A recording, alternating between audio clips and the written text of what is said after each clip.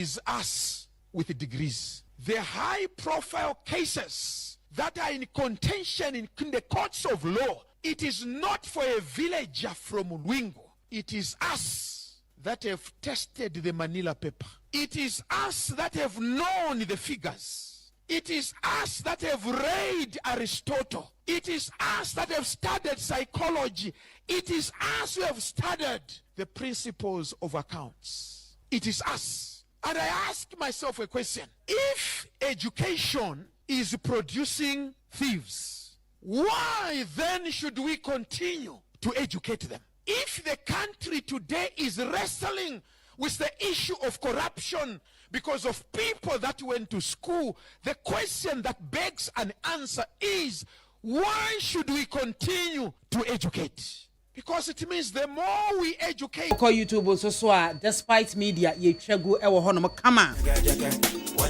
I was saying about me the comments and also message you know at the afa Facebook live back in kana kama the amount. Sanso and your WhatsApp line 0200264159. 0200264159. I was saying all the phone no more back in kind kama at the amount. Never focus on the failures of yesterday, but adia ba kwa meka edia show nkwan awie and say begin today with the positive thoughts and positive expectations. Wan kasafa sha wo ho na kato abrabo so se enne eniema be koyi amame. Enne eniema be koyi amame keke. And to begin life, begin the day, begin today with positive and expectations thoughts. No like no share come edia maye. O share na wa ma for France so ahwe bi no positive expectations. And one amedi show nkran abusia. Because the wo fam no nya wo nkwa na wo na mu o. E na de wo fam no enye wadwen se ebeka ho no mo. The wofamono etuo betwa. Whatever has a beginning has an end. What they say Bible cracker. Or see, he who has begun a good work in you shall surely bring it to an expected end. Eti dia wofamu bia minia. Say your dawa or de enkosi awiye. Who need this forever and ever. There be one more sika dai matchum. There is something a woman here. And into the biana atona dwendwen na man ani je enwie peye. And na ko hia for no so. E wo mu so oti ahokyere mu de. Na so bi biketo bi ho no mo a man ani agye. Enti ahokyere emma wo so ankosi awie ye da. Enna odem so emma wo so ankosi awie ye. To what is here? Would you any kakra na rehwa bebom? Wo sere kakra na arehwa bebom. Wo su kakra na sere ya ba. Wo didi kakra na koma ba. Enti na tro no eka Lamentations. Osenkafo no. O se bibi biara e wo ne mere. Ya wo mere ye di dua, ya wo mere ye di twa. Ya wo mere ye di nyinsan, ya wo bra ye di wo. Ya wo bra ye didi areho ya wo bra ye me ye ne gie ya wo bra aduane ne niema ebusuma yen sika busuma yen ebre bi beduru ahokyere kakra so ebeba enti wonya bibia from krankran to krankran and whatever life gives you my dear mesi so mu twitwe so mu kwa enti na Bible say ade nyina mu faseda eni kabia ma utwe dia mponyankropon because bibi ensikwa the besibia there is a reason enti asade kodie no sie orofo ewie se woni me be ya adwen a enti emu kese pa ahonga kese pa neka amen kese pa. Thank you so much for following. Those who have followed and liked and shared on my TikTok page, Woman Gada. Ewie enchaka se enkoma me wafafoni nyina. Na enewie so me dey big congratulations Emma Nana Ejeni Boate. Nana mo ama hene eno no. Otumfo amo ama hene no no. Enra na exactly 14 years. Ya de na esi akonwa so sa moama hene. Na wadane amoama man no ni papa kro no. Wadane ni ankasa. Empuntuo nie, enkoso nie, edi wo mu nsine fom. Na na ya mautin kwa o, ya mautin kwa. Na me wafafo ni nyina. My texters and my callers, I greet all of you. Tafe na odo afide na to anu musi ya mekanfo am say hi NIT FM 90 100.9. Ye chegu live. Ye the free ship house. Abrosantin Chinemo. Ewo Abeka Junction and crime. And I chegu live on so. Ewo Facebook. Nima me base siya.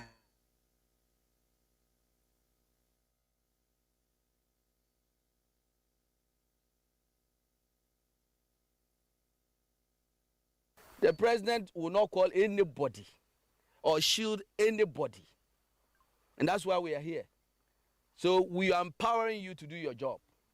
Let me use the opportunity to also warn those who attacked these journalists in the last few days. Your time is up. I understand that they've arrested a few of them. We are working with the police to make sure that all those who are involved in the very hard-working CTFM reporter, Kwesi Anima J and his people, should be brought to book and be punished to serve as a clear example that for those who are fighting to keep us alive, will not allow anybody to touch them.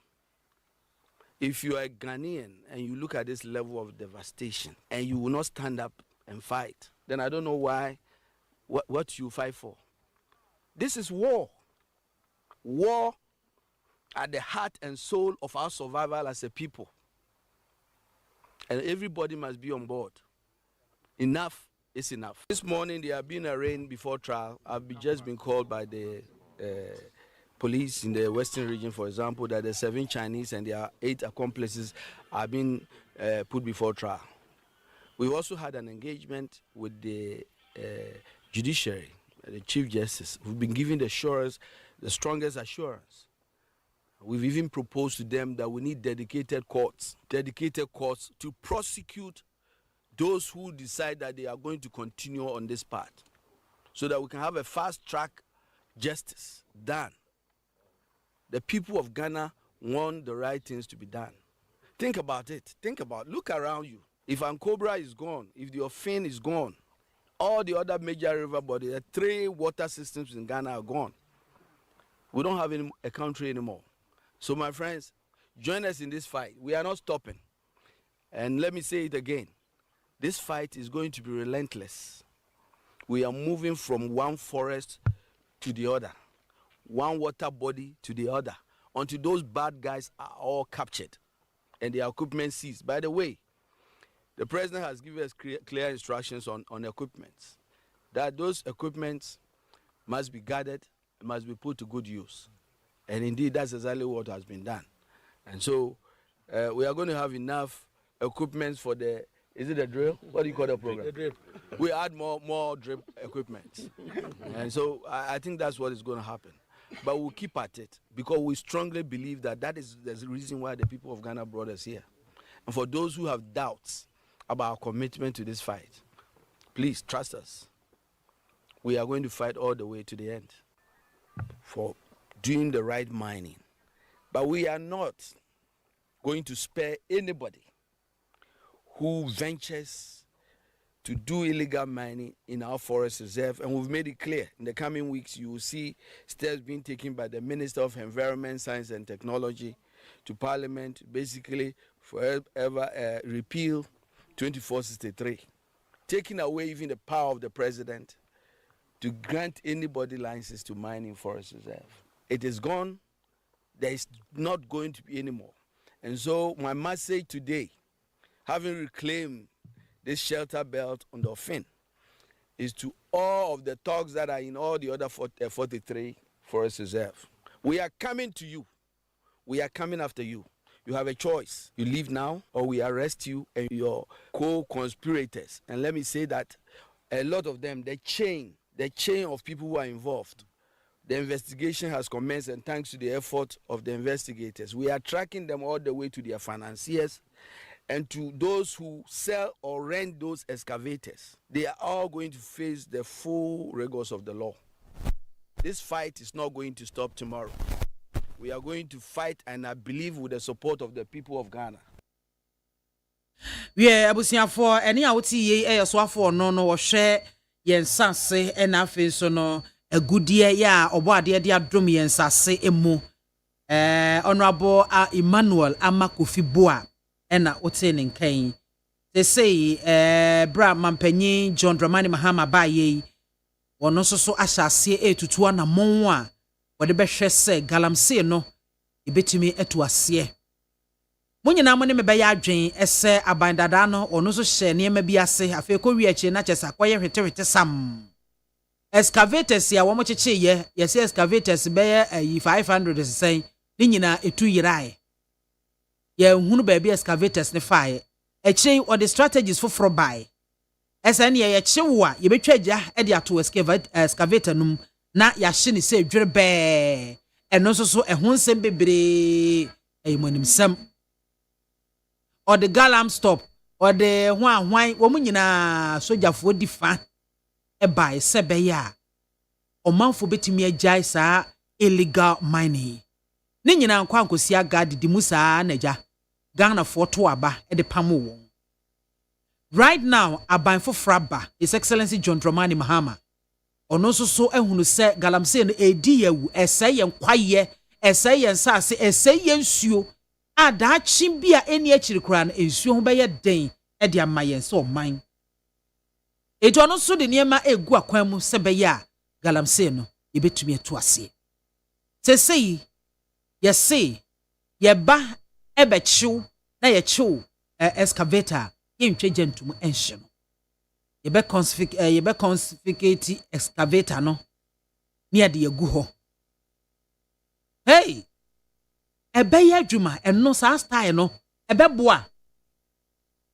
me ba wo ho na wo do adwenkyere aba sa style no ebe boa se be boa edie ne be ya mana boa se emmoa so a edie nti na emmoa na wo do adwenkyere aba me ma meka ebe boa emmoa na wonko free obi a wo bebe bia hwese topic na me di to dwan wo be stay focus on the topic na yenka no ho asem emfa bibi foforo emetwantwa mu obi aka asem bia akere na anya odanya ha na wo ba beka no twen mi bie part 2 no a na ne wo beka no asem a wa asem but topic amede atudwa no me say excavator yen hye no na mum no ye gye afri o manfom sam ye sizie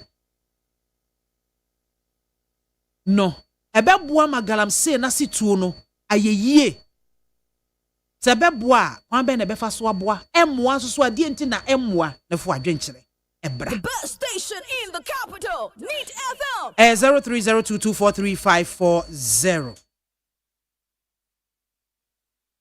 Good afternoon. Good afternoon, Biama. Me ba chodi ni be bia frefi. Dr. Newman is my computer too. Okay, Dr. Newman yiti o. Ndawasini konya jamami. Mami, scavators no. Say omo de ba de so mo de kwa koye djuma na. Say ana police station omo na krom cars no ko na omo hu. This is not for the say excavators anya koduru kwa enu awie. Mampanyi say yen sizi ma yen twagya ntum enhye no. Ena mi bisa say ne sayo na beboa ama galamsey no asituo no ayeyie. Ebeye a kyerɛ me ne enti ebeye enye yesu ade enti na enye ye yenko Dr. Newman. Mami me de ka me say de me ma dream say ka ye sizi a abanin ton ni ko di aban say abanin sizi a wo be ko asambes na be search media kwa mo ma sa kwa kwaje ye say wo mu sizi a wo fa kire wo ma ko kire ni ma sa do ma de back. It's the best way say ka abanin sizi a excavators na ka abanin ton fa to confess asambes ton fa to o mo confess ton fa na duma because it's one ma o be sa ko wiasa da kwa kwaje na ko ko 20 kana ya so de mami me say wo fa no ati e kwa no no mo fa bi e da sa afa kwa no so de kwa kwaje mi kom say wo mi kom o ma penetrate ko forest deep forest o mu twa wia no Emiana ya abana bo e se mo obi antwa no wo twa e timba da bia timba kai e twa mu ani busumi from district amikai mame ade ya se ko no no mo say tu da se o e so police station wo na police station e si wa e capital no police ko nim na da bia inam ko inam e se no timba na nam e so mo betwa e ti gana de ya so adren medase pi ebeye ye ana enye ye for reasons mame. Good afternoon. Afternoon. Me pa chodi ni baby afrefi. Yo, Udin. Emmanuel. Yo, Ima etio. Yo, na me person can say. Say omo koto obusu na.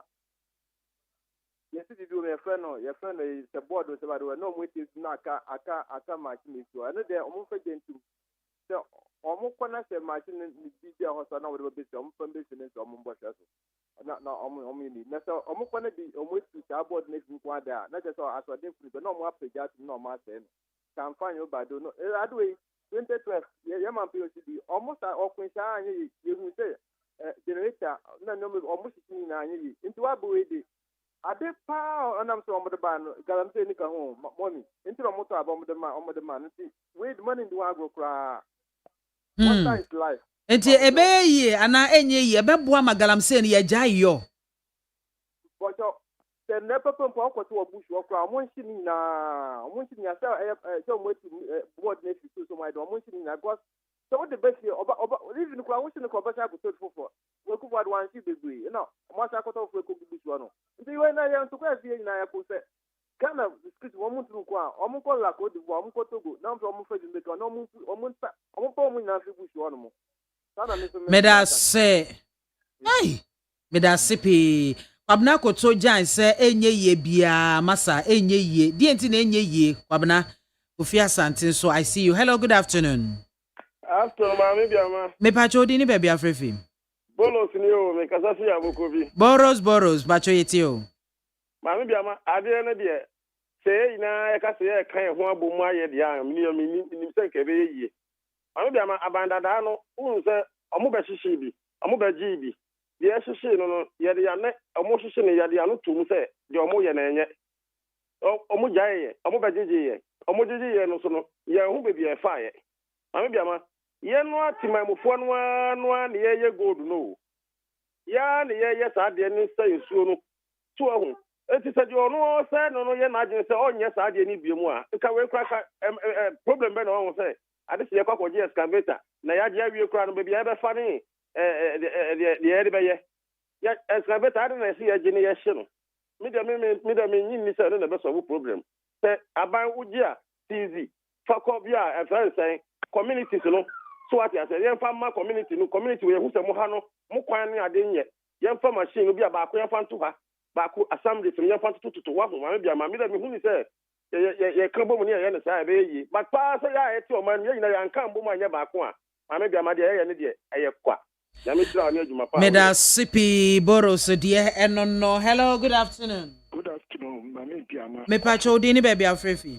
Unia George Boache Neka. Yo, George yeti o. Yo. George, BIAMAH, me pacho, me pacho me correct here, you be o how cast and you are saying, but me correct you in your trust or what. Mr. Obadadano, Abandadano, excavator Gigi in Egu, Madina, Adenta Aviation House. Nyankasa Egu is here, Kasi. And asugu ho. Egu. Basa one me buy adwin say some time ago. Now it came out says 500 excavators, a 50 excavator, whatever. A 2 ayra. Frimpong, what I no cre, ni nego. Ghana. Upa mika say ye college ne wo Madina na no. Omunim aviation land no. Machine go no. Odi amomu na afre. Bo say ego nkwa bo si go. Na areho ego nso. Na oni go no aye waste. Ebe waste nso. Mami nto asem ne so. Unim madwen say Lawrence Bremono, ye formo ye be a friend no People's Militia. Enti mesre minister na abano. Community biano omuno munim bibia ye galamse biama unimi ya adwensa yeah me no ya dwen community bia no wo mining community na community bia na ho no omo no munim be bia ye ayi galamse no na community bia no ye formal people militia na sa people militia for no ye bie bebi mom na omo no ye mfa adwuma ne nye den enhye omo nsa enti so omo ko omo de odebia no me daily petrol omo ye yentu omo kaye na daily petrol no omo nye na omo ko no omo nsaka machine omo CV yemfa enko beebi a yebe bonu auction dia ma contractors for enti ni sa adwuma no ebetumpo okay na ebema ye friend say galamse ni so etwetwa okay people militia na medase pe George medase thank you so much also adwen and say good afternoon MAAME BIAMAH Epa chodi ni baby our friend Efim mediane na nakwame me free ni boy town yo nana yetio kakra me kan se akun we de ni munde ti betima kun a ni yi ahemfo ni free mu a enbi because menya shoti kro bia wo ho no machines no mu di twam a sebe o mu di fa wiem eye kro no mu a no de nam na baby so mu tu galamsen e ho so no makwan enye baako se enso no so e ho so no mu nya nso ni binom e wo bia be kokora piota no unya bi mpo no wato ho enti se ahemfo no aba ne fa ahemfo ni na nhemu ahemfo bi a obetena ho ama obi abetu galamse wo krom no emfa mra kwa so ne yanchi sa wa ahemfo no because ohini bi enu obetima ka kire me se obi tu galamse wo na saase so a wonya we eno so ye point pa ye fa ahemfo ni nhemu so ati ase because ahemfo no ekeka omo ho a wo de se akandie bi ahemfo no face o muhia no first na ne kwa maleba ho no un kwakura bi ase me nkase ompani metu agana bia ma omo da bibia school da kura ne eyekroma for communal labor me kura say me say asem no ana bibi ye me community amoka kira ban sa ban ne mesi se be agana emfa mamo anyway me da say okay ne omu na enka ho ne yentime mo anya sa de a ye yom firima yentime mo amagalam me da sepa ene wadwenkyere onso betime de ode aba hello good afternoon ni aba meje oso oni apanyi na mpom ti sen nyame adomo na oso e adom na ne kita me osia na na je ni mo o se Evans se osia no mate me ka kire ne dodo nya na ni abie that's right that's right nyame nto ne nkwandem ahini efata no ankasa owo cocoa processing na metako oni apanyi asem we no abosu yi papa ga na yempa de pa no bia wo kan no kura wo man mu bia ga na form pe wa sem da enu nti no man na yesa no yempa no kura ka ni aba men ko ma sem so okay ye na politicians ba na omu kika se ya na ye mestre ye wura Kofi Amabu ase de obetu yase edika ni aba biama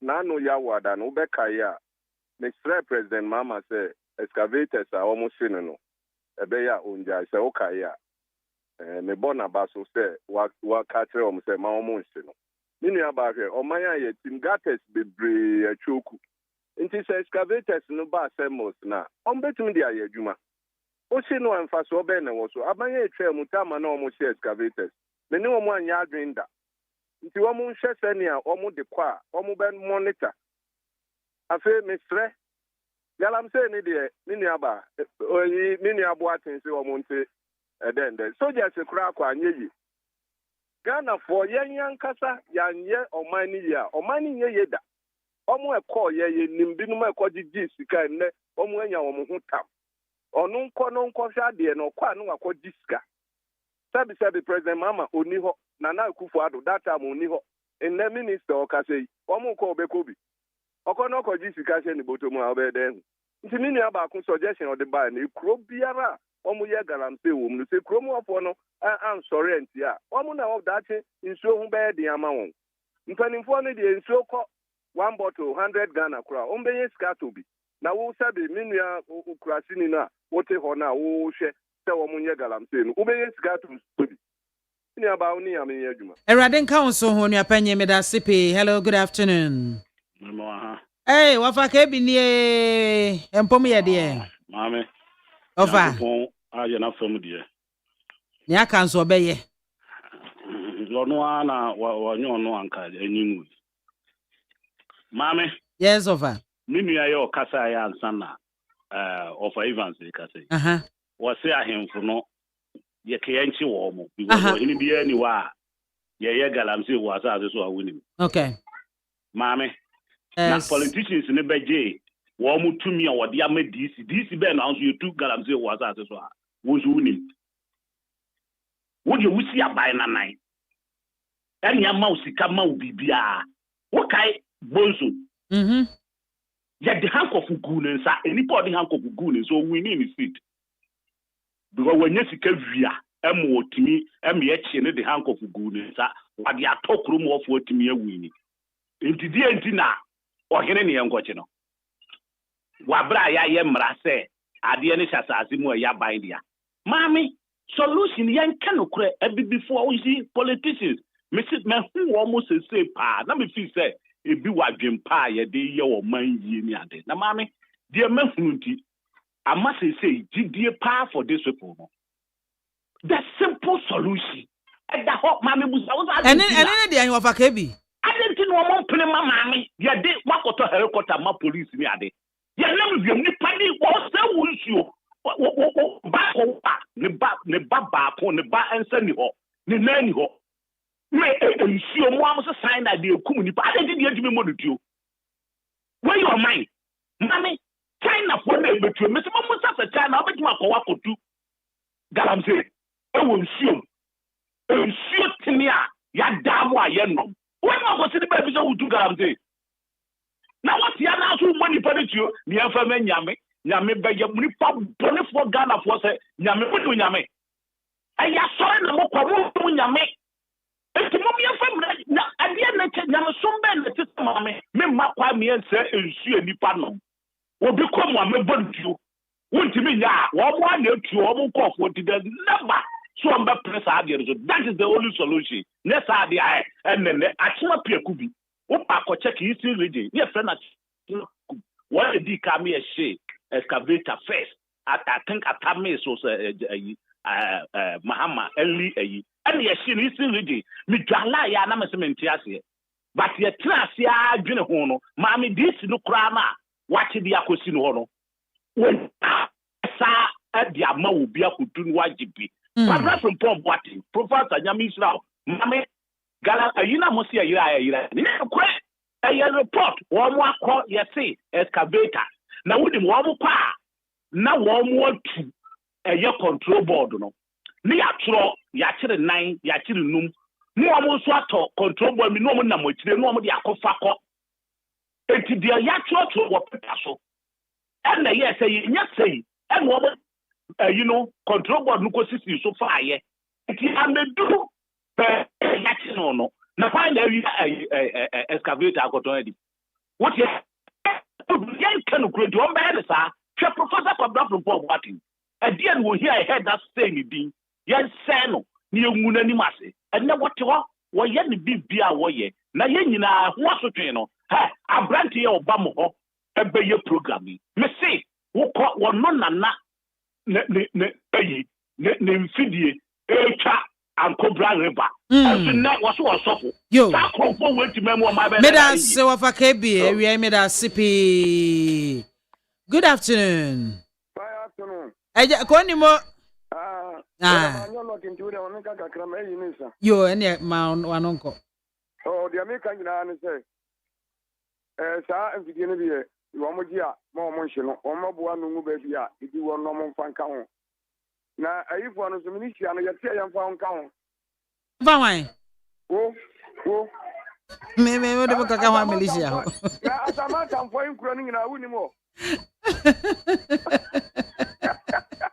David tu ga mse nyina zo ni mo eh so na mo kwa chacha tule kura se oruju ni mo pa and on ya ne ka wan ga beboa na nko mo ko cheche ba bi ade no nanka o mo nyeje efidie no Medase pe ejenimo ena otenka. Hello, good afternoon. Biamah soja. Alaji 1. Alaji 1. Sesia no wale no agua na. Oh, sesia de Alaji Apaska. Okay, na mbekwa kope fufuro. Aha, ekwan da ho. Bajo with you. Soja. What bigger question?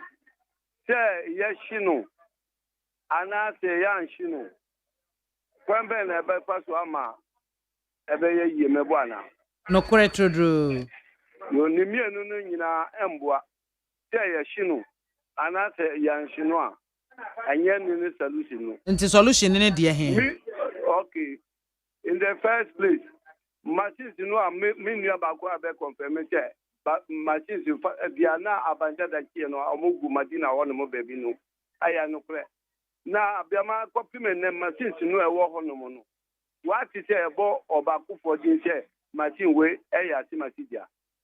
What is Tesia machines ya wo no ho a ye ki a ye shi bi no mo a bi no o mampenisi ma ye shi no. What is say about obidi?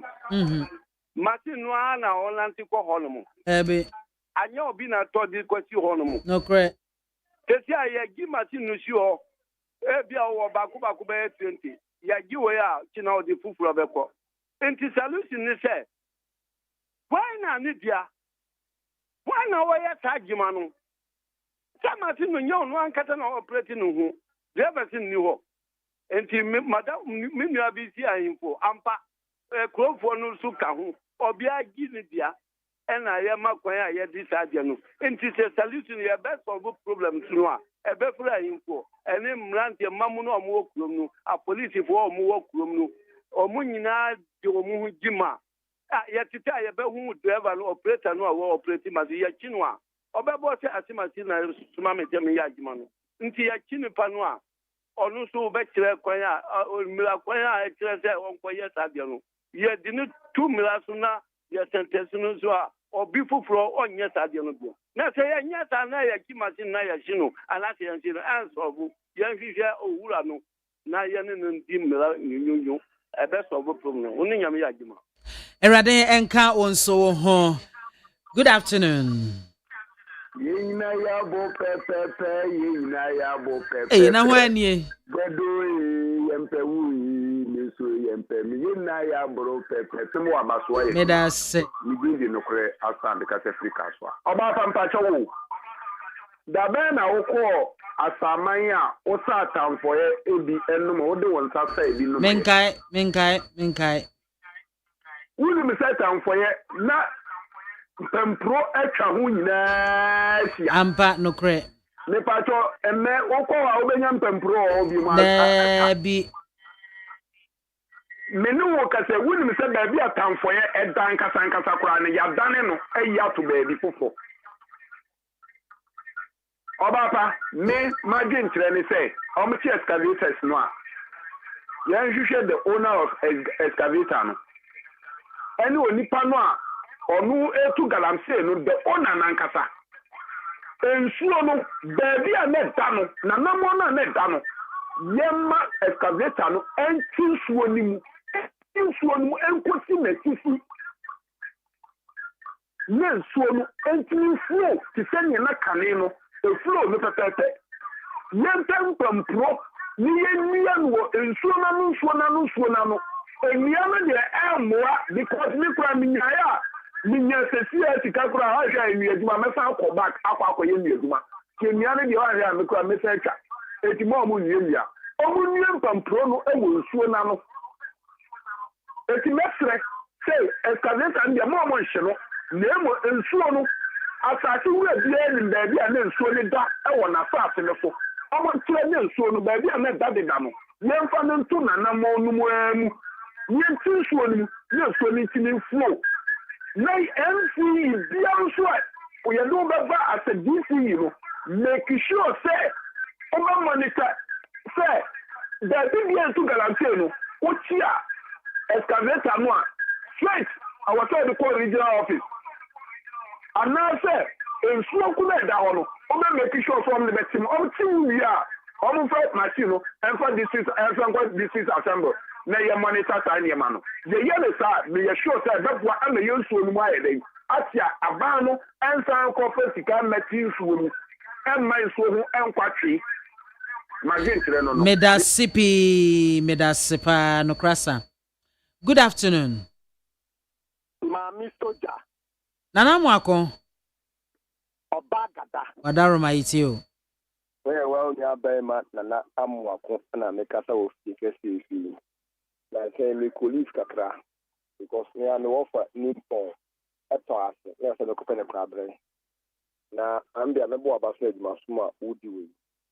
Na me biama me kusie me offer awo steshi yo so kano ne kano ansana komea ni krum. Na Mami Soja diagram say e be bra no. Jemfa ahofo no enka ho. Police commander a wo area mu ho jemfa wonka ho. Ane nkwala wo hyewa se nyinaala efa wonka ho. Because at the rate Mami Soja me cost steshi na enfu a ewo kwan no hu nyina ya daveti enfu ne dalesha eko yetu galamse ewo nzom na enfu ne aye no Mami biama eye ahomete na eye ja ahon nika di anyefo police fo ewo ho ezo ye police commander na ye galamse wo mpatam ne ye bane be hu a ase wo sa police ne ko adwuma ebo wo ohene kuna o tie konya so a anka onya anyane mponche ayu ahimfe no awo se ye tufi akonya no so Medasi. Thank you. Medasi. Medasi. Medasi. Good afternoon.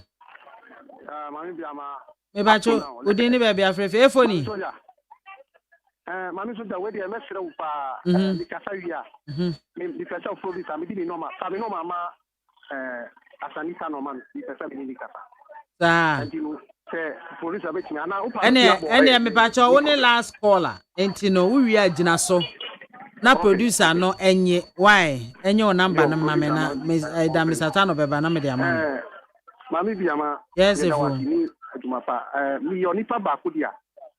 Sa excavator no mushino me di kasati asadi ni papa na me ni asinju ani bi ama me lu kasase sia mi brother ba ku e wo car odi ma eye taxi odi ama driver wa che driver ni say aha men ko up to men chance am it was the tracker etra ho wow enti wenu abai no betimi agi ne mo no mi ti ro di tracker ebe bo ho a se ba bia excavator ni nanchi ye bet me ahun say nanchi ha but Mami Biamah di ba ku ni say galamse no wa ni ku ya di o ati say drugs say say wo Colombia Mexico ni Venezuela ona over 40 to 50 years abana ya wo ti ni ku drugs because adie bia involve tikano ni ku ya di because obia wo be smani so conscious no mu su kwa wa kwa ye corrupt where minister emi ni asiro ka wa ba front no ka e we odi opa ye nyina ye tragana obi afan traffic ebe ni ba di kura na obehwe na omo penifo omo kasa na mutu entinu ade bi e wo sikaro ni clear di nto mo fa tracker we am kawe enko sisi that they are going to fight can say up to the end ebe we asi na onu gala no kura no na minister so omo kasa na mutu ni sisha nti no bi ari ni e fokro di mi kotana ho a medase Jinaso that's money panona eje ne number so that I can give it to Colombia. I see you. Thank you so much for joining, and all the guys who are joining and liking on Woman Got Down TikTok. I'm so grateful and I really appreciate you. Say a dear no see hase. And ye nkoma ye boy and efa galamse kwan ye befa so a galamse no ye betimi eto ase. And I'm one who pin and penyufo tu. Ebinu ma ba be ye bi. Ebi nso guso a wo mo eye. Dear poten na usu se ye ya ebeboa na galamse no yetimi ejayo. Yetimi ejayo na ye ho adweye. Ye de course no ebesi ha na ye besan aba second round at the end of this 800.9 and our son Egua Utie no $1.7 billion needed to complete Agenda 111 projects, says President Mahama, and therefore pleads with the religious bodies to complete and manage these Agenda 111 projects. Ebetimi akoyie sa, ebetimi ayeye sa, amano ayeye. Is that a where okay, well, send the religious bodies in the baby hospitals in Adentino if they can. NPP completed 3 out of 11 out of the 111 agenda projects, and not one, as President Mahama is saying. This is coming from Dr. Insia Asare, and also a bare facts on this Agenda 111 project. Minority queries Mahama's persecution of opponents. And also somebody about base pay increased by 10% for public sector workers. These are some of the issues and ne area yeba abebobo ho yeba be discuss na wona ye no bedi enkita ho no Ernest Nana Kwame Osei other day of the NPP wenya agi adwa e wa hanom say wo mo aka nso so no mejimidi ye se wo mo nam kwan mu a wo mo eba enti no ye ne Ernest be hwase na ya atwetwe nkomo na fe if you hono kono your woman be ba na fe ya da wo modi e de achomo adade mpacho mema. Good afternoon. Good afternoon, Akwaba. Adade, I love your shirt. That's it. Me fepa me I one color be fair blue black. Yeah. Me fepa. Opposition bravo. Oh there be. You person you say we are down but now you when your party was in power you were still in opposition. You have been in opposition for so many. And I mean that's womb. 4 years now can end the summit. Yeah, me na hene. Yeah, me na hene. 4 years now can end the summit. Then you want to say? Adum ya, radiadum. The radiase. Right now, we are quick one. Me di from ansana ya by major issues. Ho. Di na me ne ti for eji o madwen e wo ho no. Fighting galamsey and as illegal mining. Mampanyin da Kufuado oye bia galam stop. Hwan me ya na me we fifidi no. Asoja for be mu. Yesheshe nkrofo excavators ene ne keke chiche nkrofo gumu ya jeli ebinum ene ho nkro ne banyina. Still the thing is ongoing right now. President Mahama is also ono so ahase a or to anamon to end it. Wahase say excavators no wo mo chi a mayen twajantu mayen hye yen seize yen confiscate na eno ne kwan ye betimi aboa etu galamsey no ase senye no ne bebo ade na wose etimi ye e de fa awe me da ase na me kan say okay matna see machia o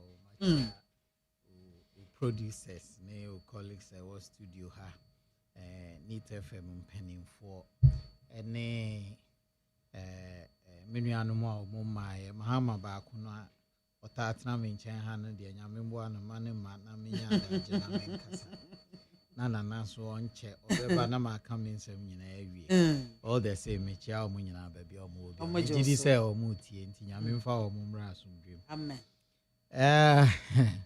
na mame asemo a wodi abetu dwa ide nanka we prelims nanka me kan say owura Mahama say ono de owo kwan a obefa so a obeti galamsey te anya dem ha ya na ye betna ya omusi Akufo-Addo na Akufo-Addo ni na busuafo na ye galamsey wo Ghana ha ni family and friends na ye galamsey enti no Mahama baba be chichi omu nyina egu na galamsey ne de o wini ne ochina a stop said dano me catch us me call show be on Metro TV na yeti ho na ye ka asem na me kope me ho asem ko ka say gold ne de ye jai tu anye yi ma me si so bio ye yo man a afi na ye wiewia ye pe ye boye bra nti niama e man ye sika ye de boye bra no ba ko ni gold me ma statistics 2022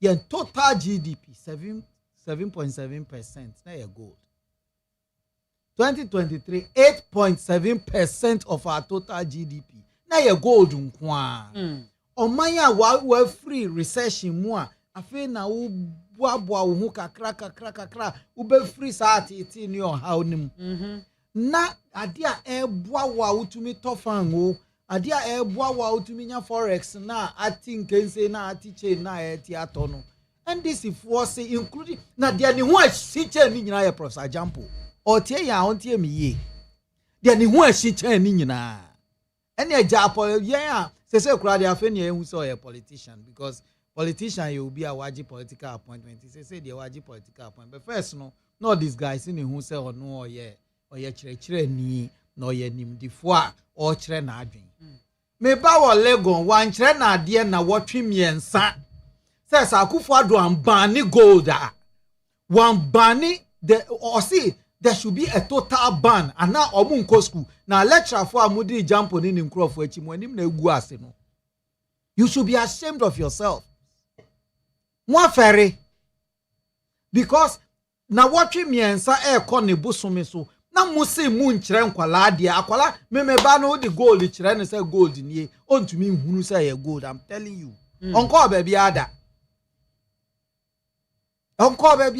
ye wonu ma adenta ha ya ko school wo ho wa ko pie legon ko baby ada gold no onimu ade kro e mu kan yo ntiase but sa akwala no suffered for close to a month na Jampo ni nkrofo se ye nkyere na ade because of politics. Enya no wasem ne yeti ho aye kan nana ba oka ho nana nie me de hia no ansa na watena se oka ho minister me jamfi kotna metro gidi Akufo Addo yetrimodimfo ono nko a na oya galamse ni na busuafo wo Ghana ha eno ni galamse na jai na wo kai a time excavator asembai enya mo anim na egu ase no wo mo aka bibia mo anim egu ase because afi kura dia say galamse ni chan kane no na me ka say da mahama wini ye na nti maka na ha na ye madanse ni say media nam ka ma adwene ye me say da mahama wini ye no sa da na no nka obani gold mining wo Ghana ha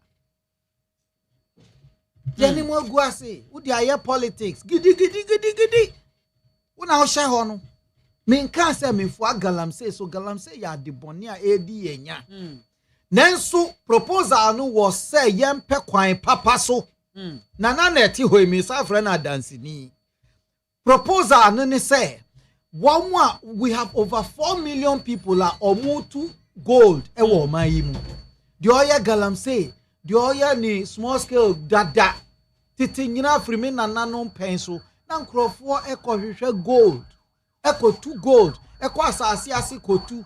Pretty 100 years Obuasi has existed. Until the na ye can say obi adwuma onu nim wasase so so betu gold.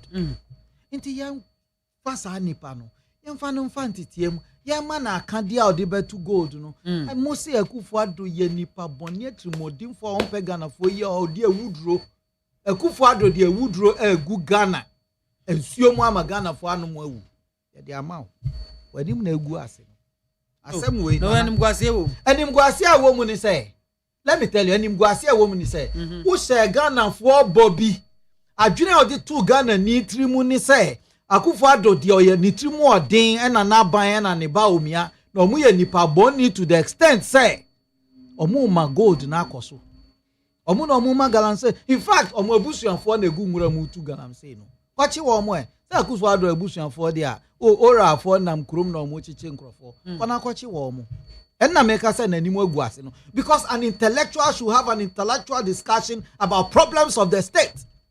Hey mami and dear Ghana is on its knees. Ghana that form no edie the UK after 1933 during the Great Depression that time ni enwo ye nyina nti e be kind book mu but there was a time ana ewiase nyina akwa ahoyanyam de ma amai bi ene omugina omunnan so omugina brane ti say UK omuni hwe ti say yen oba ha na oba wi asika akọ ansa na odi ekosi ni man but mami uni ma de omuye omuchi the intellectuals ni share them no muka kire on say this is our problem yes ikasem ho akọ atwe inti mun solve inti omudi economist ti say Adam Smith no ne ekukudam a omunim economy ho asem ena omuko ye na omutena ase ena omuko ye de omubeye ena oman ni gina ne nan so ebepim ne professor Foa instead say we be call them mami o kai say me can them are. So what we expect of them, they expect every professor for any honey say, or beko them no the krata ba ye or the roadmap ba ye fast way ye best solve problem no.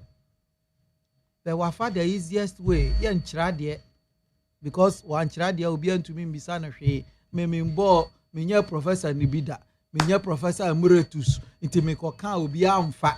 Sabi, who are professor now one for professor now nyejuma. Sabi. Now who say dear one could be kura, we are worse. Because who the anka ye expect is how do you name the beboye. Na sa unim dear no, akoye to say, a pasha kwa bia or notini bia or one fufu na we dear or ti we are say, or shini we are. Now who professor and koye pa. Now who dear we are so new fast will be a more my. Me kasi sodua because the way omuka some way ya because I have been on several shows during the campaign. And na me nim say excavators no mo see 2 year and that so. Oh SCC adent mami man Canada o si onim who na host to show that no na abusuafo ani abre me so was na me see oh dia ya di to me bedroom ha ne dia SCC adenta na dia nkrofo no ya season krata so no mo ye two ye season first na ye nshi no na first no ye confiscate ya no mo to control board na free so no mo dey call na wa two mirika bakuma say na wa ba better control board for until by the time wo mo task force no be call the next village or mo be ba no excavator no call. In fact the same excavator we do the next town na wo ho ye adwuma ye kan say we nyina nana no say da nana no say da nya no kre excavator is o twemu adenta ohun say de di be si hoyi esisi ho ena de nkrofo be tu call ye omo akire mu omo say professor Frimpong Manso say Professor Frimpong Manso say ono no ye bo mochichi a we free nsuo mu abeka kire nsa abo adenche mu abodam wa ye professor wan fa professor na anya hwe na me wo nsuo nim bi ma me wo ye professor nti ono na wa abeka say na tie ye ndie ye beka den but wo mu a omu di akire edi galam say ye achi a Akufo-Addo say mama ye ma wo mu ntete. I am not promoting the Akufo-Addo government but the American is in some way ye kan fa ade we hu no sa bre no na ye nyina ye kan ye ti bo mu ne ye ma ye nyansa ne ya adwene ye adwuma anka ye solve galam say ani anka ye solve ye because why na fuaso say obi mfa ewudro nko gu ye nsuom na ye num ne ye wu why na fuaso Mami, why ne fuasa ade we so? Why ne be fuaso Ghana hai? Nti nipa oyesa ne ya nipa bonni mambo ye ni. Ana meboa. Instead say ye be ka bom ne atu nipa no so sa no. Wo di ade so na be so Akufo-Addo. Me da say. Ni say ye de ti hai. Ono ma owura mahama. Me say on to mean sake wo mo because o try so be sake wo mo a. Enkrofo ya ni enkrofo yi ansu na atu akotena nwura mu. Ai na busuafo na etu akotena nwura mu. Inti no say ya no omumra mom Professor Jampo we are professor mom a wo mo nimdie animdifo mo wo hen na mumra ne yenka ya adwene mbo ho ne yemfa nimdie eni nyansa eni nipa super ne yemfa solve galam say problem no na wo the politics a wo be ko NDC for so aties nwura mu ho say MPP for na ye nti omu so atiesi meboa na maami usuru se obeka emi hu ye no kra no omu so atiesi obi so atiesi ye se MPP for na ye galam say etuo kasa ye no ewo boase no him for na egu form enya ndisi for and so now until sir unfortunately I'm not supporting that in any way. I have condemned it several times ma obi anji manu nsi boni but the person me kire ni say Musi MPP for Akufo-Addo abusuafo etuo no kokasa ye na Akufo-Addo abusuafo na egu form MPP for na egu form na him for no mukuta na ade a omukọ akotu galam say nti instead say ye be solve no mu de kokwasa sa na nim guasefo professor fo akese mo hu mu anim wo de agi post na wote ha me sipi NS na Kwame Osei adade nana me mo akwaba Yena. Na ho te say. Nyame adom ne mo mpaebo. Eda Yesu ase. Pacho se wonso hu ye de. Yesu adom kita ye pa. Na ɛdɛn asɛm na obisa adade na nanu bra na me bisa say yo galamsey no ne ko mindu kro odi media dansi galamsey ne ko me ne atiefo edi ho komo bisa wo madwene mampanyi dada Akufo Addo bai on the measures be break akwan mu ehwese obetimi a end ekowi akire wetewete sam mampanyi Akufo Addo aba ono so so asha mampanyi John Mahama aba ono so asha ono so asha ase e de hwehweye egu akwan mu ahwese ye betimi atu sa galamsey na se one aspect say excavators affairs na ye chi ane ahye no say ye chi a yen confiscate my yen shibio and a BBC say is that the best way I bet me as a deterrent to omo etu na omo jai and now say sentisa a dien na was here as a country to fight this galamsey yo mami me da se ewie mami chiao na minchia menua adade obi a maintenance kra na okana asem na otwema bem ne mere ntwene mbam baby a esese ye de nsem no to no esese ye hwe ne ye de to na otwetwa mu ye wie program no obi frame no ka kire mi se aya mene adade nkasa na ohunu se obi a eni afi na se nsem no ebetogwa na oka se we se eni se nka obeka on frame dabi ese dabi na niema no bi wo honum na se yereka onto no bo mayen na yenso yenka because okasa obi a mfa na no ntumbi nti urada di afutu a tisani alas obi so kwa adoso no we nhumi wo ho nti no so di tuga MAAME BIAMAH that's a for you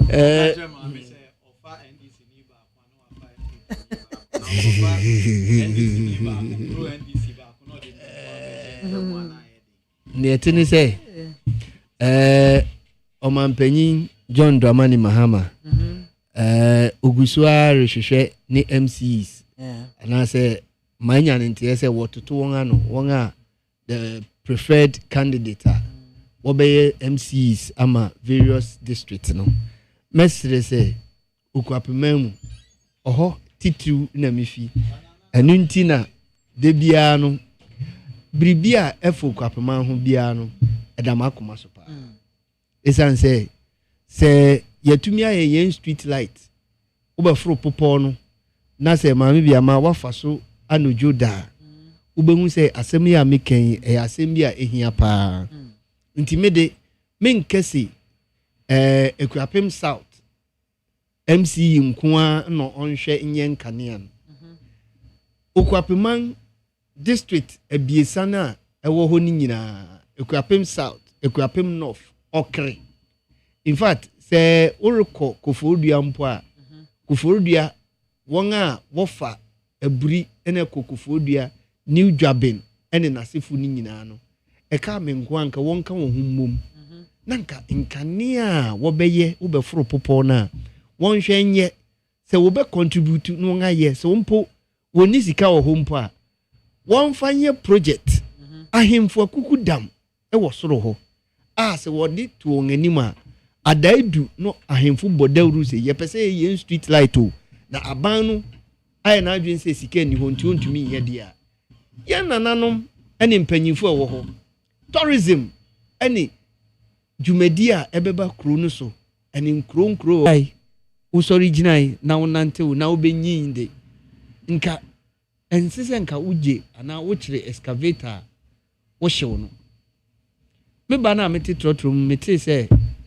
wo college ni bi wo kire won adwen a won nyina kire ne ye perfect wo college ni bi wo kire won adwen a won nyina kire ne ye perfect menyi obia di mfim MAAME BIAMAH obia adwen kire o kire yi wo won efrefre nyina ye perfect say machine be ko pon ni mu no DVL ene na sefu wo ma machines ni numbers answer na wo be ma ka bia number no ka owner wo ho anamboa wo je ni mfoni na wo nga de answer wo de number no number plate na eden ama niura inti den na impanyifo pese wo ka kire me I believe in call the person's name, let's shame the person and then we move on.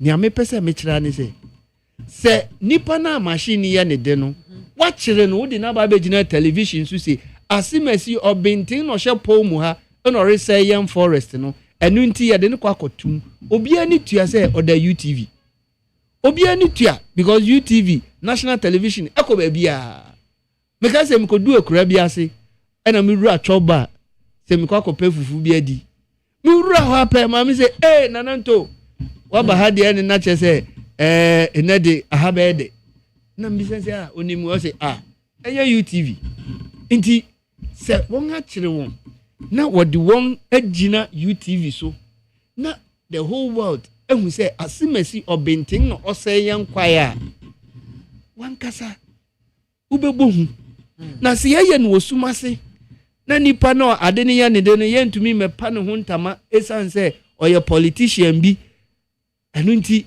ebe wi achi no na won aseyan forest won aseyan nsu me no kasai nkramante mo ha brown bebre wo ho a woni nsu pipe ma enye say bia biribi ntio chemicals na wodi gu nsu ni mu na nsu ni ye clean ma ye nya binum no chemicals ni boa ye din esan say quantity na wodi begu nsu num no say even a half bucket a say bia wo behia be 2 buckets ne bo nsu ye din water bill nso ahini pia enti ni nyina ya contributing factors a me feel say ye tenase as a man na ye stakeholders engagement na ye to me ema wonga why key players in the industry no wonga nkasa word one charge by say aban say ne ye pesa wo ye ne say wo chire ye mu bi so ye sa de a sumbo say na say wo de bon don't you think say it will help senka ya stakeholders engagement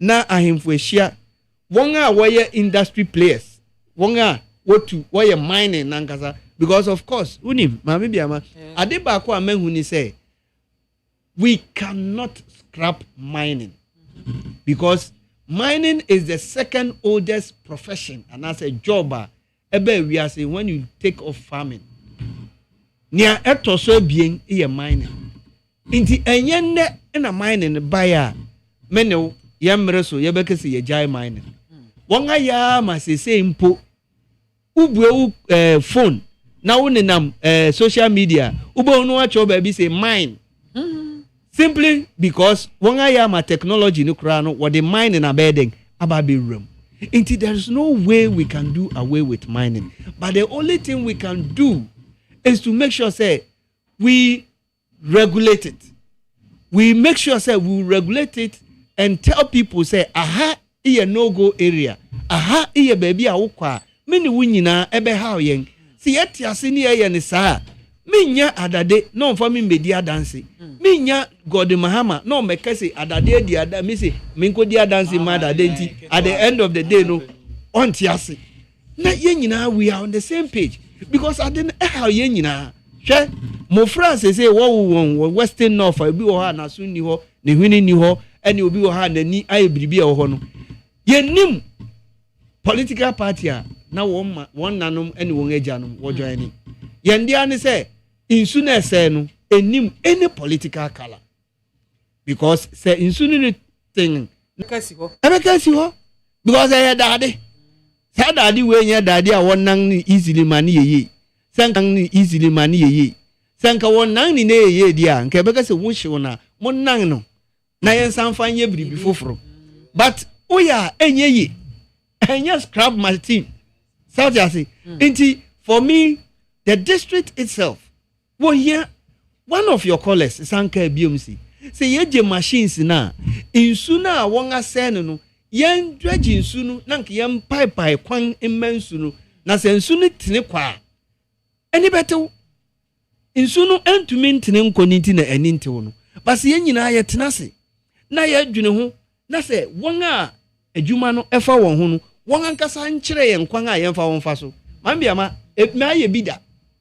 maye bida etore bia utumi etore bia oda bia nya mining min tu galamsida minim sene ya gold kreativa mikrom gold ni ho ntimi ni hu ni hu hihye bia mikrom abone wo ho okay to apa na mikrom afu nso ne yeye amen nti mede mi okuani Okay. So what you say?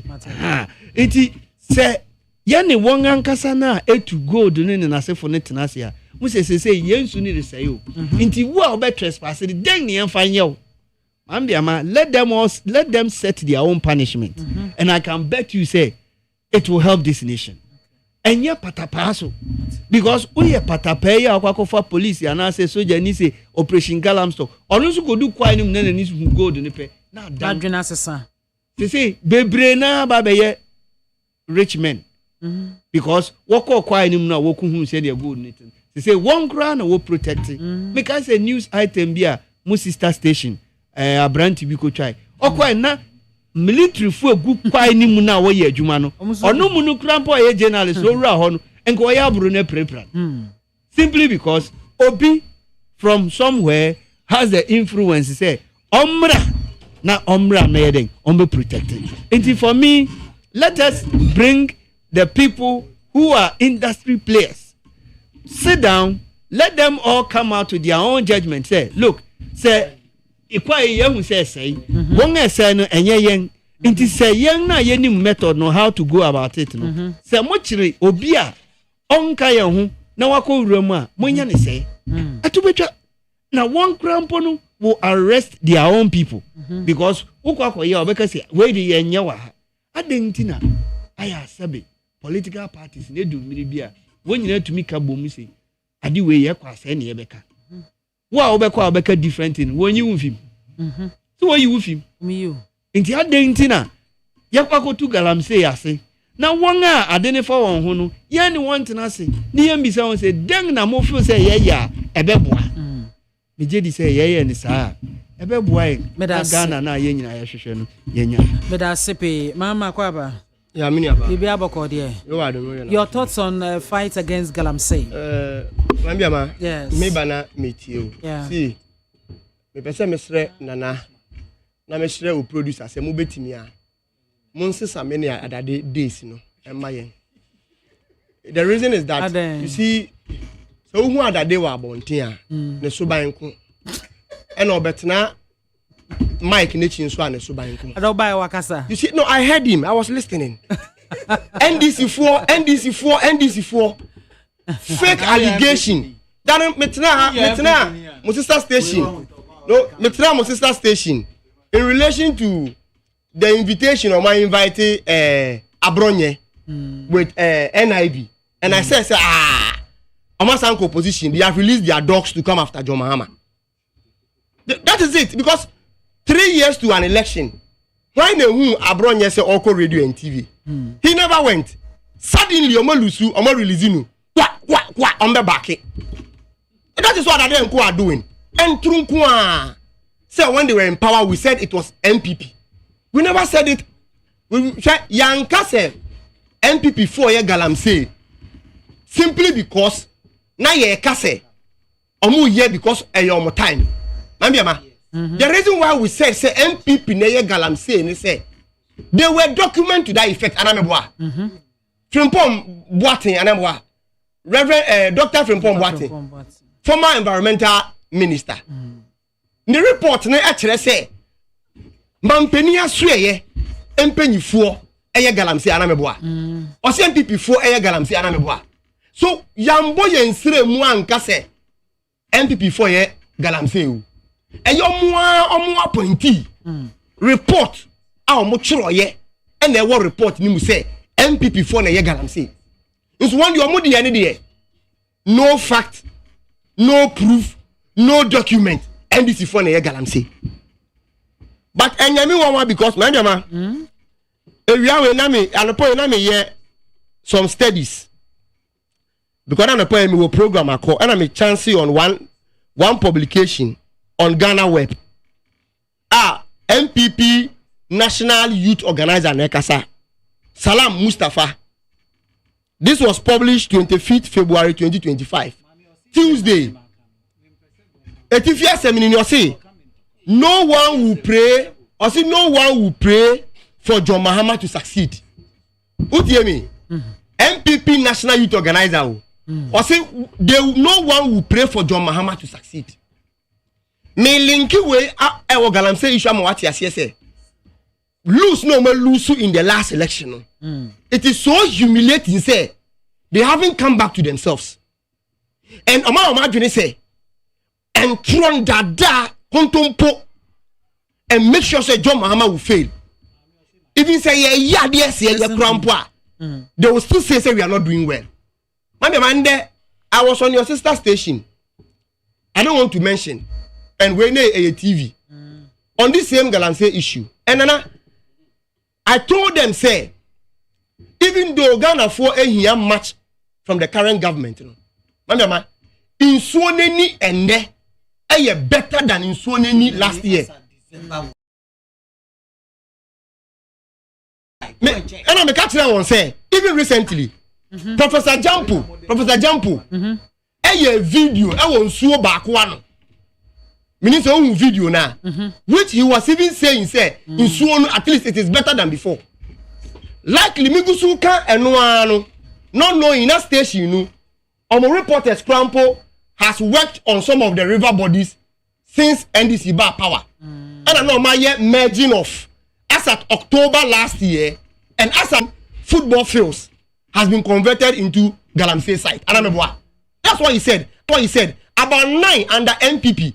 Yentimimpo Raho. As a Ghana, ye judge that forest reserve because Galamsey is from Wohono.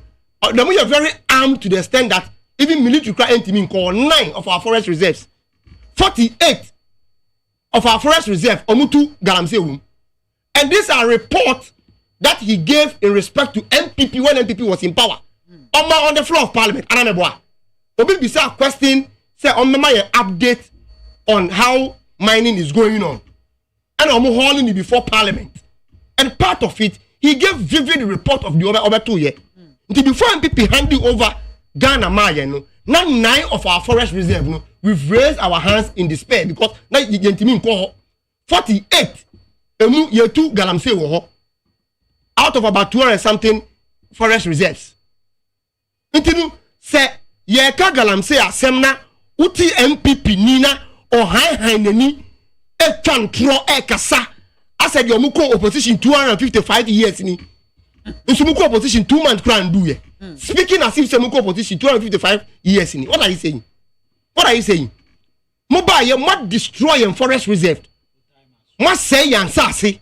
8 years ni na mutinemu. Mudi ria Ghana in sase. It's the best solution. The best then within 2 months, what he had no elbow will be so. The best solution, no, and president issue said don't ban escalation. A warrant enough, a deterrent enough. You see, MPP started some more banning excavators. We said they needed not to ban it. Yeah. Because Usizia, as I said, back to government chest. Ghana proud to.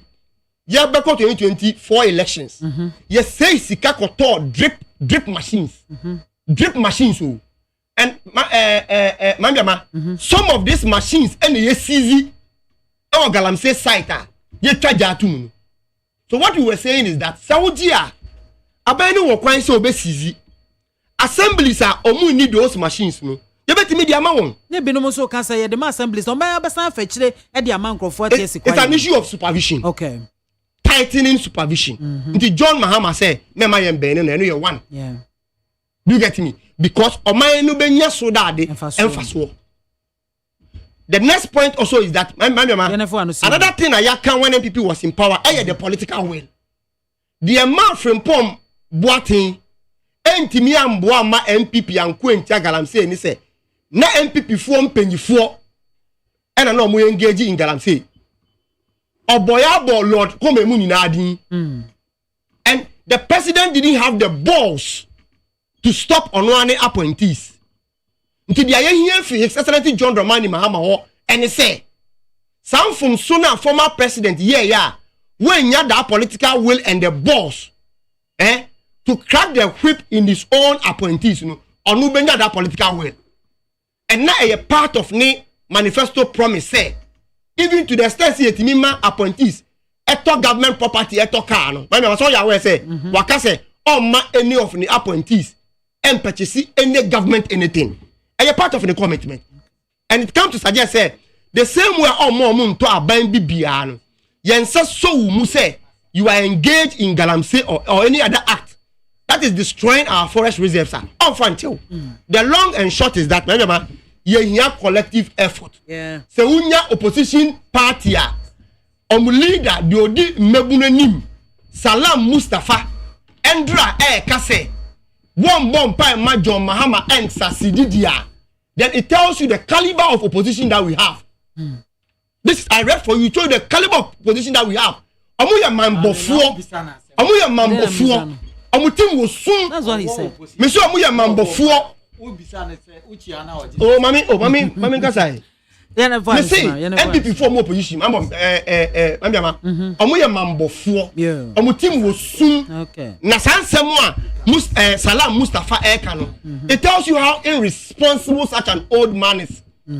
He's very irresponsible, and I'm disappointed in him. Very, very disappointed. No, I'm saying no. The word "old man" I mean is that a leader. It's a grown-up man. It's not a young guy. And with his age, no. So what? Is it over 30 years? My dear, with me age, it is expected of me to reason and think very well. But I'm telling you, sir, with me age, you know, as a when you are not doing it. Mommy, I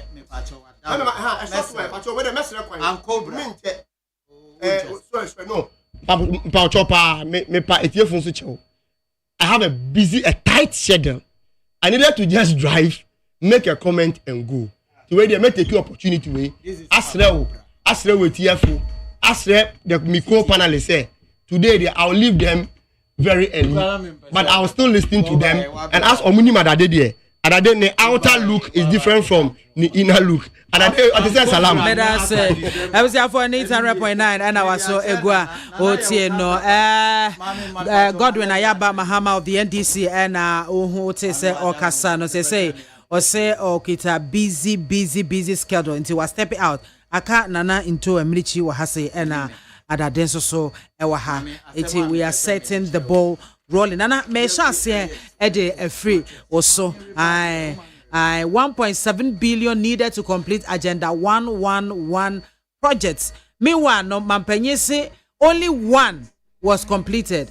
And Dr. Nsiasare, former director of Ghana Health Service, Waba Bonte said 3 were completed. Nana. Meda say, MAAME BIAMAH me pacho. So what can say? Something has been completed, fit for use. And I answer. And you be I said, be a completer, which means it is fit for use. Workers are there. Machines. Sometimes it can be completed, but maybe I am finding pengumu. It can be completed, but it is empty room.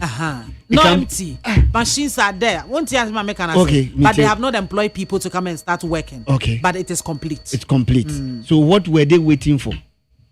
That one day I think they will be able to. You see, in our part of the world, anytime we be catch say something is completed, ube kone fe nebi or painting. Ube rom ne fe nebia or a staircase. Ube rom ne fe na ebia or a fitting for lighting and an asefo. But they will tell us say it is completed. And for me, until say me who say a man fu ye adwuma wom na mo free mu television UTV mo ba kosa hospital baby ku a won awie a nurse fu ye adwuma wom na won afobi atu stretcher so no de ne corner doctor attend won acho consulting room 1 consulting room 2 OPD surgical ward and what have you no MAAME BIAMAH it is still under construction. So for me, let us not deceive ourselves as a nation. Say adenu eniwa mo maye hu say eniwo na say emwe bi na obi be boa no heden no aboa say MAAME BIAMAH de bia me kese yen ankasa ne ye boye ho abro because the time MPP fu so yi adede mu mayeti as say won awie agenda 11147 and I wanted that me ba jo wanted that what's won awie and even one former vice chairman say 10 places I won awie want to me am one I gave 38 Okay. Okay. You see, Mami Kasem. You see, Saukoka. Unia. Ine. Mahama ineha. Eyamene ope. Nti ubenya wo time bebree. Me so menya me di bebree. Try to ho enti na wa fan krata any pen. Wasan je me pen kra boso. Mama na paper ka ho. Say biribi how you are talking. Me nkasa biribi how me I will just type on my phone and then I will just tell you. Enti try na jai say wori yesa wo meti efuntie senya ne ma ne kofa. Say uko kase agenda 111 na hin wa ya. Ebia no abosu 38 no. Owie a no waja ne tra. Owie nsa ade bechi no ade bechi biem no ade bechi biem no asan ba be ka kiro se oh agenda 111 na ye biesa pe 35 na aka na ye hospitals bi a yesisi uko kese won kire hospitals no so a obekọ ko kire dan a won sin wie MAAME BIAMAH first day a me hu agenda 111 ni bia wo construction no me wura ho we me kese won abogana ka Sauriko enyinema MAAME BIAMAH unsani faso utwa insu kra na ya mi utwa enyinem kakra oho no kra ye se oho nye wore ye se overpass bi oho ase ho ba bi wo so wore agenda 11 wonam lord kwan so kra obewu se egu ho hwe me can say it is an improvised cheap compound that plan now we here ni say eno ni sa agenda 111 plan na worry in hospitals across the whole nation now. Worry the na agenda 111. It is just an improvised cheap compound. Okay. Because if you look at the plan, now TSC was what best say was hospital anymore. You ask yourself, say, inti den neba wontima obi draws our plan anymore. Because me dream one mean TSC. In them minima ye wo hoi MAAME BIAMAH. Utumi ko see hospital say missing dentia. Agenda 111 one children say a dentia and I say abrusan. Me crowd President Mahama. He is being charitable. Because say okay say here 1.2 billion not just say onusuri support to say yensi ni dentia. Me I don't subscribe to hospital as they say what's in dentia. Because population growing and growing every day. Inti MAAME BIAMAH. So we see hospital na bedang afiboa enye dentia. Na wo hwese ne won ayade na. Asenia warehouse. Plan no. Enso ubekwa achi no na ne odro architect odro plan no sika waje no kra ebetumi asi the whole hospital no baako. That is our people for you. In any case, before I be election, Ura President John Dramani Mahama, okay, ono di oba hospital hun semno onya ya nko besandi akoshe missionaries ninsa anayasa wankasa okay inti enyame wonwa wo de warranty because adibia papa ne beka bia no ezansa won pese o de agenda 11 ba ko se agenda 11 okay hospitals no time na ehye missions ase no na run ye inti nko no ba he will see how best he will give it back to them. Jo see na wakase odema friends religious bodies no. It is in the right direction. Look, omemu haon hospitals na the religious bodies they say offense so ma do so nti hwan e dey show o sa MAAME BIAMAH unim say on humanitarian grounds no yam fan a typical example as the Church of Pentecost. Sika Church of Pentecost won. They can decide to adopt 5 of these agenda 111 hospitals across and make it their own. Okay. And employ people because they have hospitals are noted for Pentecost. Okay. Myanmar sorry Presby. They can adopt another 5. South Asi. South Asi. Now we are what to me akọ Methodist. Yeah. Ufi Methodist are what called Roman Catholic. What called Anglican. All these are missions when they are handling even schools, mission schools, they do better than. So in such a case, That means say aban fasika bi anko obey leave everything in their care. They will take control.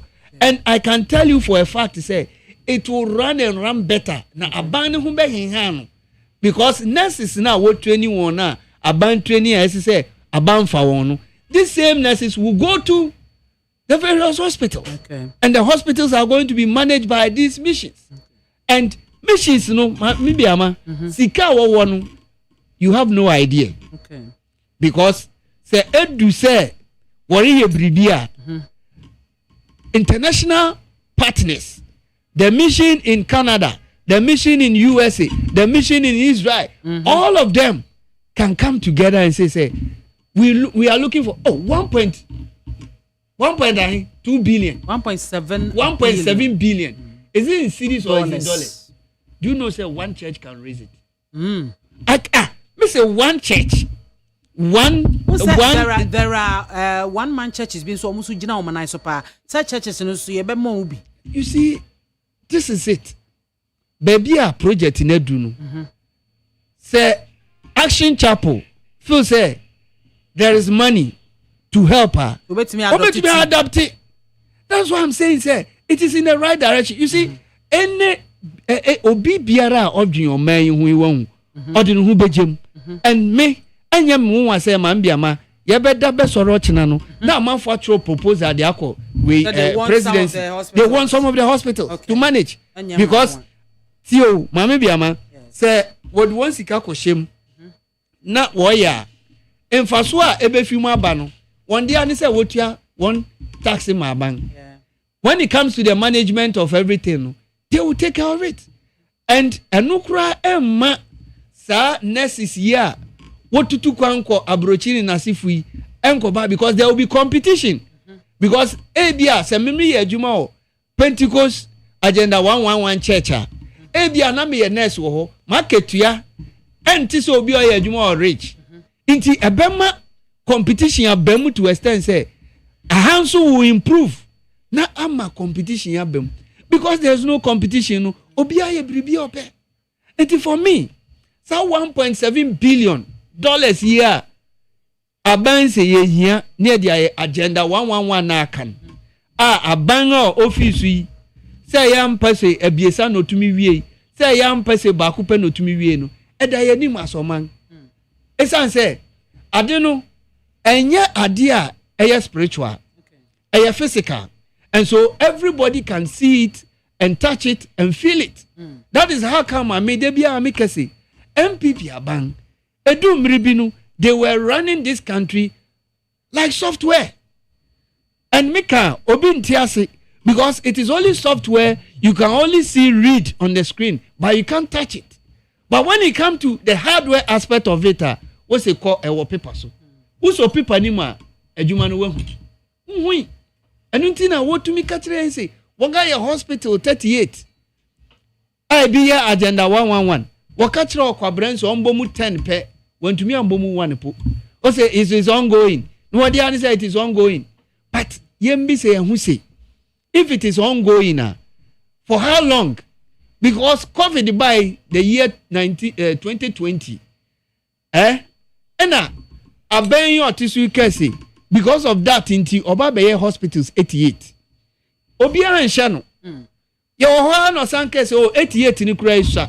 inti say obey no 111 every district bia odi bi beka ho ho MAAME BIAMAH enka impo bomodi say sa 3 years impo eda wanim no fa wie ba ko impo ni ehu say akosi den ewi achi enka nia wodi bubu la general hospital enka wotumi see down agenda 11 crowd or greater Accra no wotumi di wie no a enka it will become a trademark bi anka ban office no enka by this time amanforeka wodi ne kwasasa enne ochena saha project no say asan hwene si biem this aban abai osandi sika behim but asida enka nyame isi aban ya wa bai say project biara aka nwura mu bia no he will make sure say he will complete before he starts a new project and that one waka so some of us will try and remind him say you be patch project biara abandon down no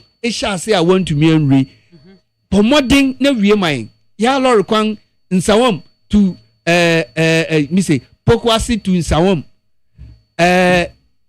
what can it then Hacho Atomic Junction to transition to Kwabenya kwano woye baako no wogyaw si baabi meho no won akukuru atabri DVL de abasa kwan so na se edu anojo na onam ho na se transition ni DVL ni na se uka anye ka ye corrector overheating nko abemo aboka enti aban yesra no alore kwan nungwa to Labadi to Accra Central lore kwan nso anwe ni sida ho ya tese niama bebre na aban otwa mu de nsa kokekan ya wagyaw ato nwram ana wagyaw ato ho enti yebesre sika na wode beba behye biribi foforo ase no wode fashem yenim se wogyawe yenim the state of lore kwan yenim the state of asuku dan yenim the state of the hospitals oba be hyase a twanfoni no na Ghana fo nyina hu wo hyase na wie a bi so oh na aka 40% anse ya wie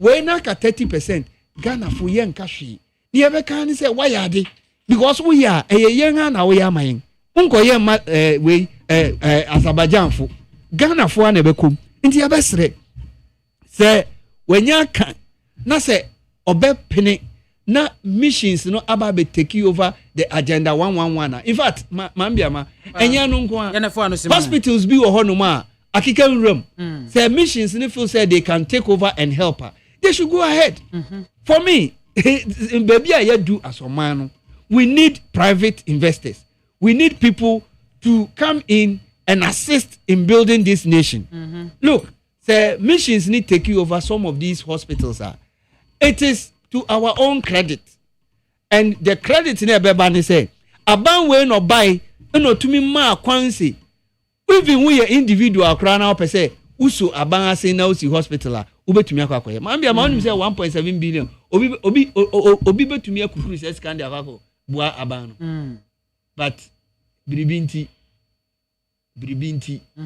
yenya on say for now go say bi kra na otu he na ubetumi akese ube adapt mo district ni de say ka ebi wo me district etiwa south ase na emphasize agenda 111 yi me crowd nka me percent ka Mampong hospital no wo buem na nka be teaching hospital na nka aye ya che sometimes no ubeko o won sase nso bebre nka obetumi abuem na akwanim na nka ayefe nka Mampong ni 37 ni Kolebu ni Regini nka wo yare a enye afe na wo befuru aeroplane akwa abrochiro enye afe na wo hwehwe wo bekese wo nenam France na wo nenam he because wo akosa wo yare aheya na no de say wo hospital bed humpo na investigator be gina ho na wo ngatoto wano a na nka aye kama but ebe wiachi no esan say one first kan hyem ni anye ntino wo kukuru ho a wo se wo kọ abrochiri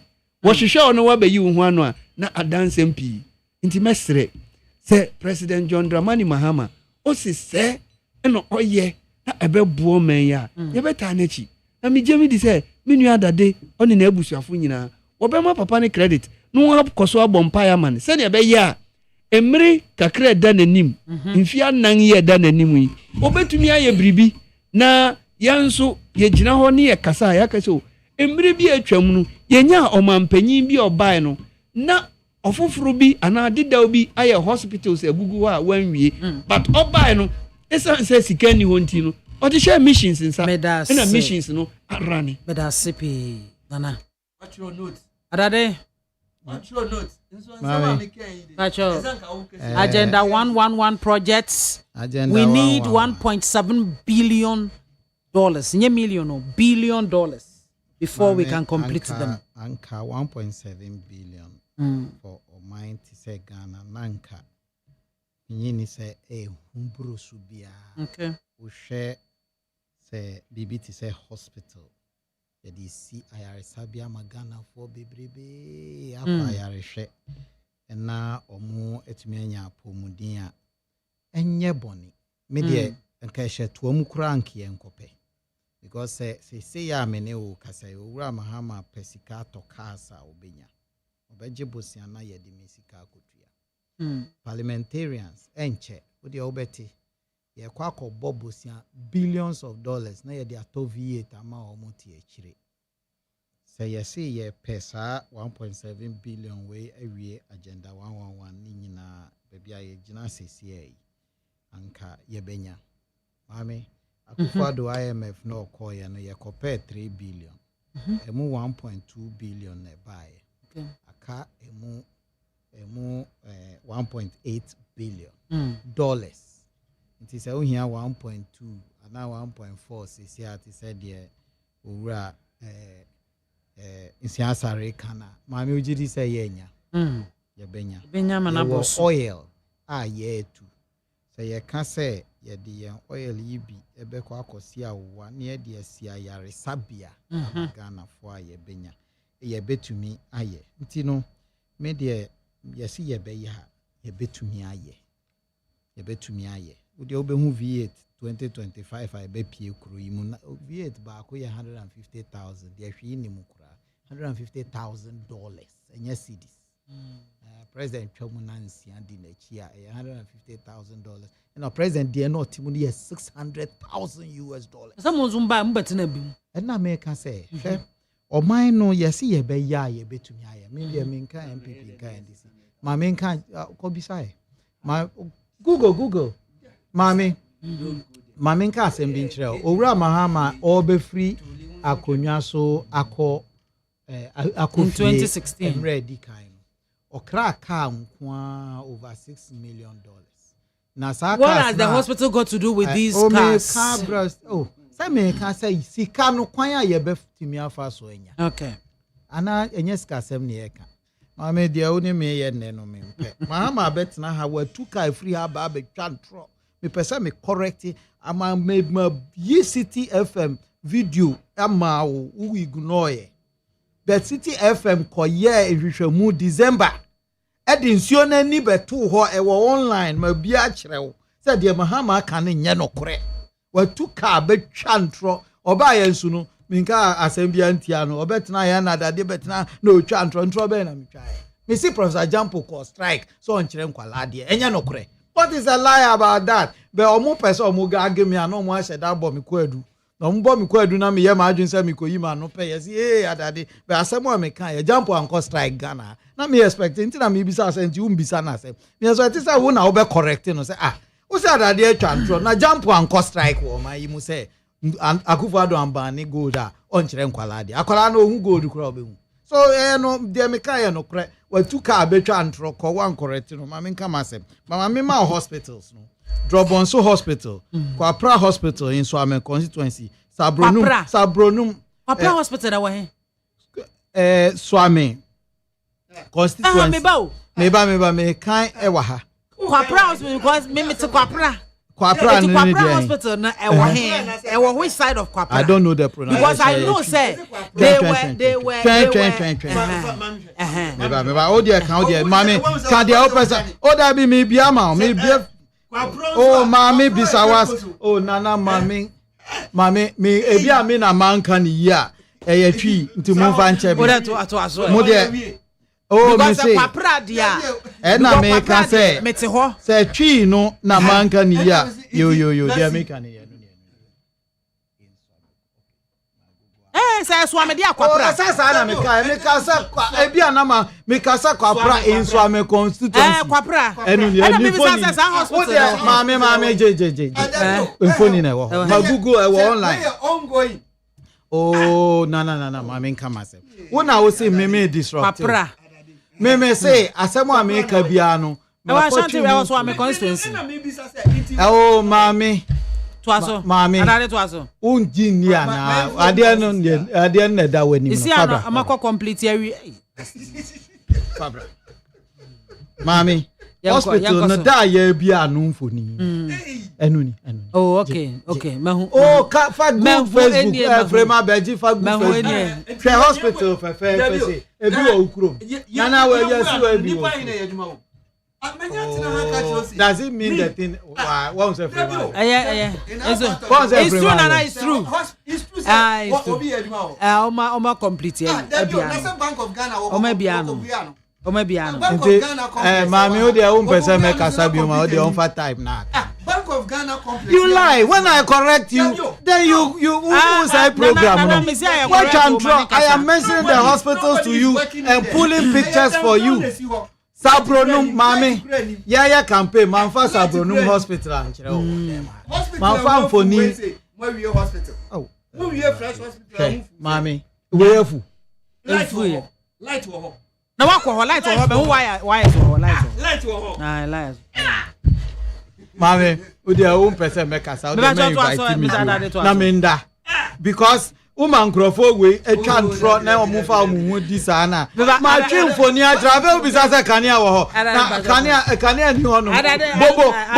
Bobo ni yeso si ho. Ho no bobo ni yeso ye nso kania na. O me mami. Ade a wani tue. Anya there's no wiring in the room. How do you know? Mami. Ade na wo. Anya no mabop plugs na se. Na nipa na ti anajo na muti ho. Now these people have no shame. Nana. Aye mahama anka mebo ni yem kase. Wo na me fere ho. Ghana fontie. Be onim se entro na NDC for bet na high trend. Me say who challenge bia me agenda 111. Agenda 111. Listen. Me I say agenda 111. No, it's not agenda 111. No, it's not agenda 111. That's why it's confusing you. You say Akufo-Addo start to. And that's why it's confusing you. You say Akufo-Addo start to finish. Meba finish. Adade. We are talking about agenda 111. We are talking about agenda 111. And make no. Agenda 111. But once we related here, but uko ka. Who divert here? You because we are Juma. Or say agenda 111. Me say agenda 111. Onsia sare aka kire mu. Ano da be no grant interview. And now no pay. Say ye miensa. Ye 3. But for president is a 1. Miensa na ye no. We finished 3 and signed off. Ya handi over. You saw Sabronum. You saw ye no ye wie. Na meba kwapra na okoko 2 ye no. O say ye nya adwuma bia na me say.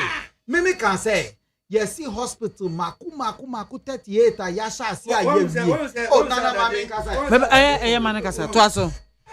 Adade to aso. Baby how dey asem akofo. Mami, you are not helping yourself. Me say me ba mu a. Me ba to aso. Ba to aso. Don't mess the program up because yan kasa biom na ya pon. Me ba to aso. Because who can wasem? Asem na wo kan na me tro. Hwe paper no so. Ya signing off 3 adade ba to aso. Ya wie, makai wie. Wo mpeu ya signing off. Ukrom hospital.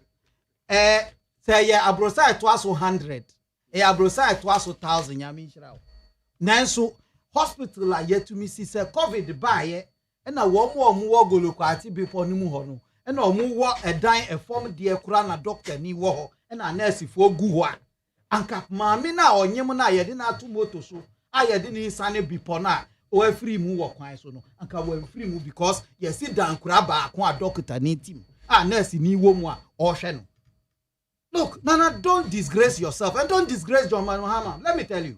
As we are speaking, say Amine Woka say, John Dramani Mahama should point out to us, hospital or no John Dramani Mahama. What's us here? Obeka say Ridge Hospital. Ridge Hospital, yeah, who na neni ho. Go and check the date Ridge Hospital was built. And ya dying back no kosisi ho.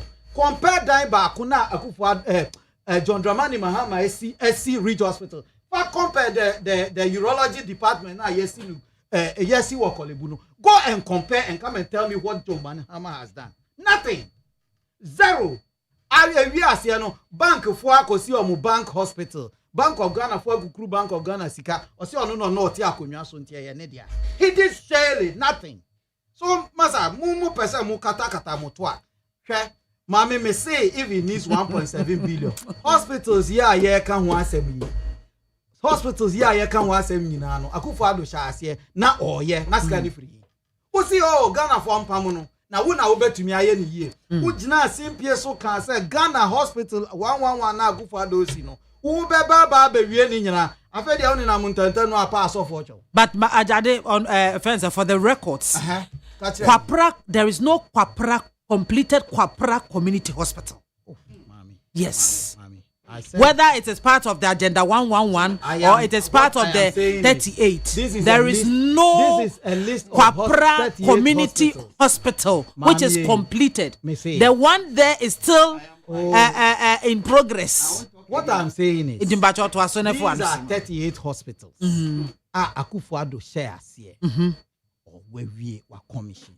Does it include Kwapra? It's not true. Kwapra then there is not true. Akontombra Hospital, Arinso Hospital, Ponkatamanso Hospital, Jumapo Hospital, Achiase Hospital, Edukrom Hospital, Kwaben Hospital, Bogoso Government Hospital, Nkwetia Hospital, Seshi Akontombra Hospital. We saw this. Met me a mouth. But me say excluding Kwapra. Me say, mommy, me dear mabubo amaoni. Hospitals are maboy in a makuma 38. A mummy sa eniha. I am say sabronum ne waha. Aye Agenda 111. Okay. Agenda 111 over 90 koso. Oh, he can run away from that. Say Mahama ekobo aprona when 90 or more hospitals say wanka so about baby. May we are no longer campaigning. Campaign Nana Munjai concert no campaign Munjai concert no ya campaign the 2 million now. Go and build what you said you will build. Go and pay the nurses. You share one bo. Say Mudia Akufo-Addo say obema mo allowance yes, na allowance is no ma. But what promises obeba I say me de okana mi nyantua. Oya de me de oka. Enkwalana kwa koto abama o usi ubetua afede wu dwane usi wuntua wadwane usi school for nkwala omu boarding Akufo-Addo hwe wo ba na okọ boarding no o hwe no in fact gari no audition na pe your friends enchinam ka gari no ho usi enya papa me have been on all the shows and na shows ni nyina mu se aduane na e wo ho no na mu ni so enti me se ya bai chicken akuko for sukura odi efa koma wo mu ewi ase no enya aduane Akufo-Addo kra begu tema na ukọ sisa koma ngwala e wo hin enya no ana mu ko wi abi ko ton ye na de aka usi ye no ya dade please videos no wa ha omo de say omo ndi say omo anko wi omo de omo mfra me de videos no bebre wo mami untumi nyia no uti ha na mahama atwa ntro fita wanka hwe yes mahama atwa ntro ndi ozu atwa ntro me ntwa ntro me se mahu videos say aduane no nkrofo akotwe ne no aban na kotwe nkrofo say me nka say aban maka aban okay me se omo akotwe na nya no preso the way aka say omo akowia ne ho na me Tamale warehouse na wo gina ho me hu ni videos so na police for gina ho omo antumi anya hwe aduane no na ya NDC for dia nya aban aduane okay enya nkwala aduane a egu your friend say buffer stock aduane no ye wo dia enya nkwala na aduane omo anko wia ni nyina anko fie we so ube di adanse obetumi adi we hu adanse mami me kan no kra kire o say niama wo mo ye no mo ka kire Ghana for say ye ba be ye no better. That's all I'm saying. Enra me da sumu ma ade achi Bakani adum be akumienu miensa mo ka kire ye say Akufo-Addo ntumi ntofa anwo mo ma ye mama ha mambra waba Ghana for etie me omuda sumu enra me da sumu enra me adum me kan ya be 7 ana 8 anope me free na mai se sabri na abampo. We have gone back, but you promised the people of Ghana better life, better kania ne college. E wa promising kwala no say ubehwe wo mo aduane na omudi no nam no so a ubema nam na ye bebre me ameti ha me hwe say me ba ko school a ye bema ne nam bebre. Yeah, that's what you told us. One can say who ba betwa nurses allowance mu because you can say who betwam. And I will say wa untwamu da na wo ba be hye mu kena nti sa Akufo-Addo tua 1000 a wo betua 2000. One more figure but we ya asemka. Sa we say sha ema sa Akufo-Addo de no eba 24 fa sa eba next month a wo betua no in advance. Enu na ye hwa kwan. Wo say lorry kwan enye.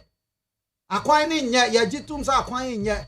Galam say ade na say hospital. Na sa opese asofo be si hospital ndia na Roman for bishop e Ghana ha ne amoma ne medi man panin prekwen sa asofo na si asori na si hospitals na omusha wo di hospital ma omu di lorry kwan be ka ho Nti sa asofo no na embra mba ye dia. Mpa mo cho ma sorry me general overseer wo ho. Mo fa nyuma mpani ni ma ne preko. Ne ehu se untumi nye hute.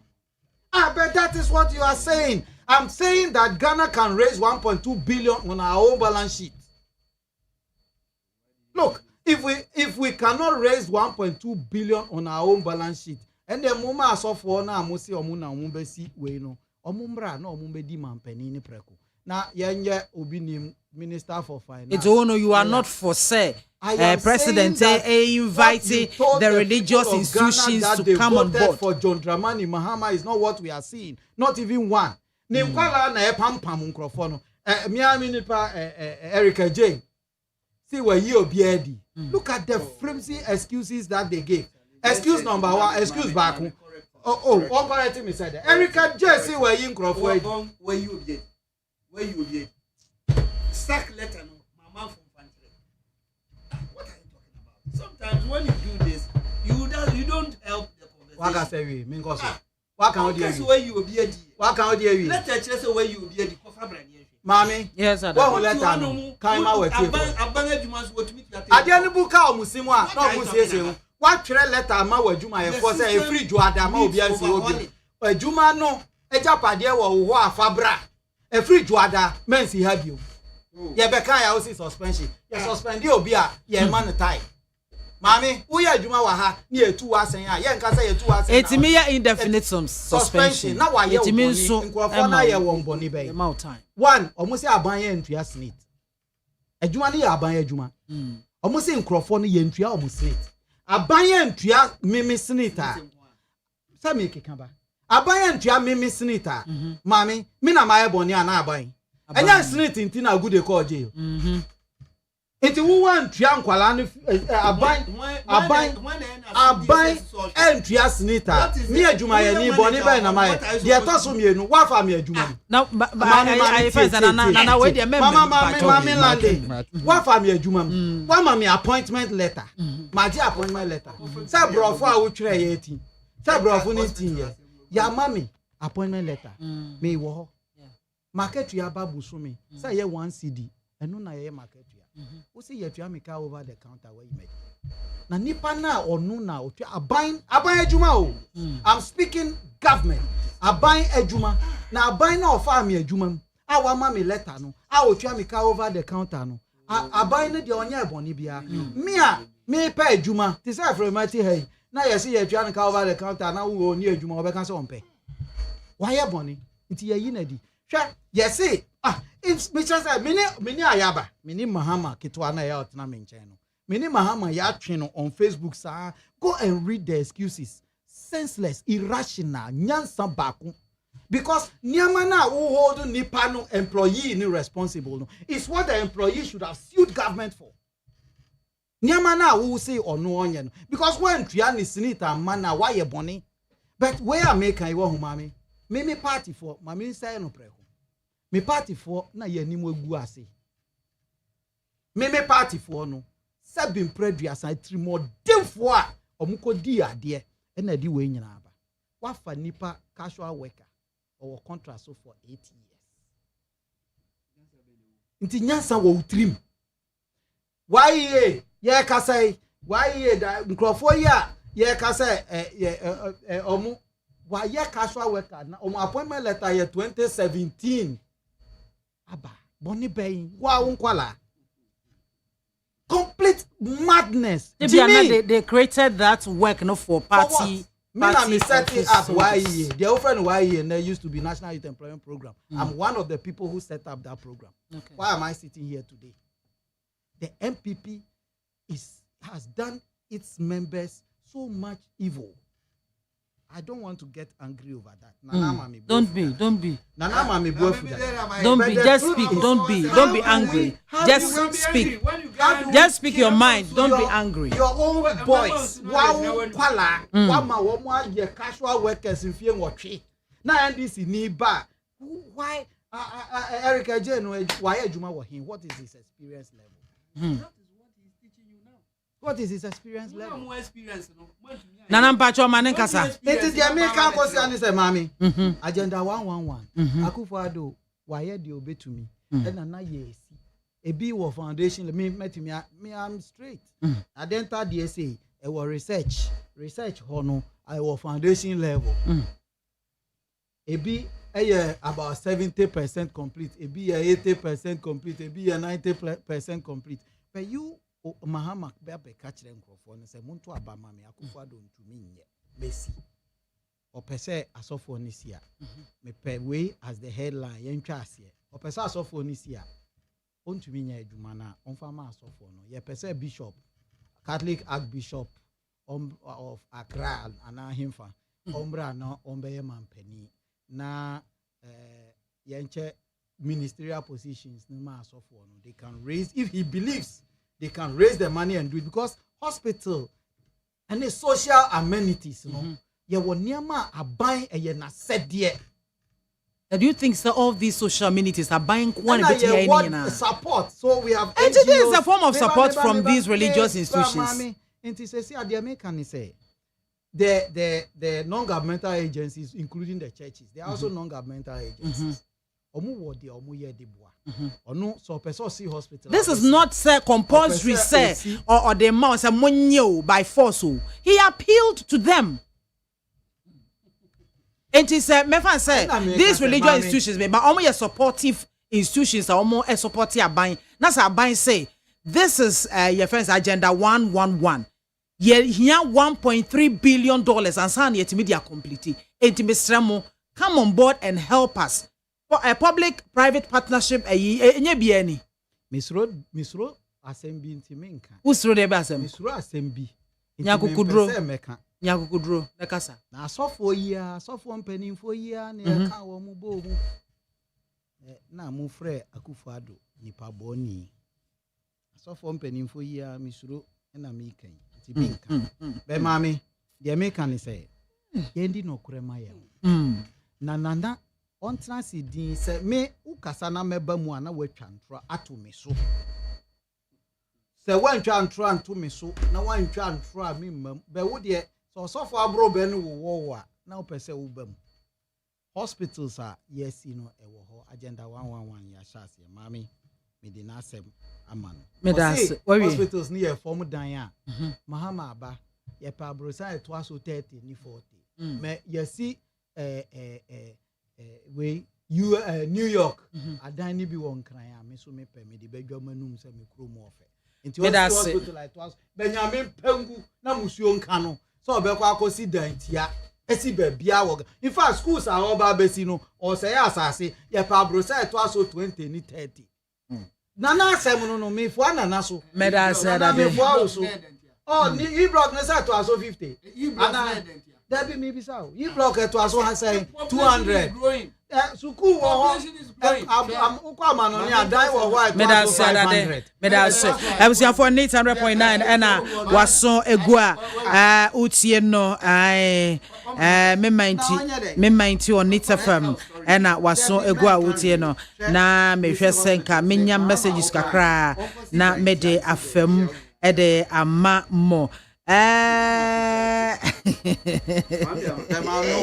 Looking at the unlawful terminations of appointments, those who voted for the NDC and those who didn't vote at all have regretted and will never repeat such mistakes in 2028. Resetting Ghana agenda indeed. The battle is still the laws. That's the hashtag. Ebenez Masawood Kumase Bantama. Ebenezer Mafonos. Good afternoon, Mami Soja. Please tell Nana to vote to wave his NDC flag because he is clearly speaking for NDC. Your show is 2 NDC against 1 NPP. Manuel Jesse, Mame, anything about NDC you support? Oh, there be Mentesa, and yes, I cry. And yes, my fan said these are some of the messages. Motime Ede Abba. Mame share WhatsApp and also say, Menya be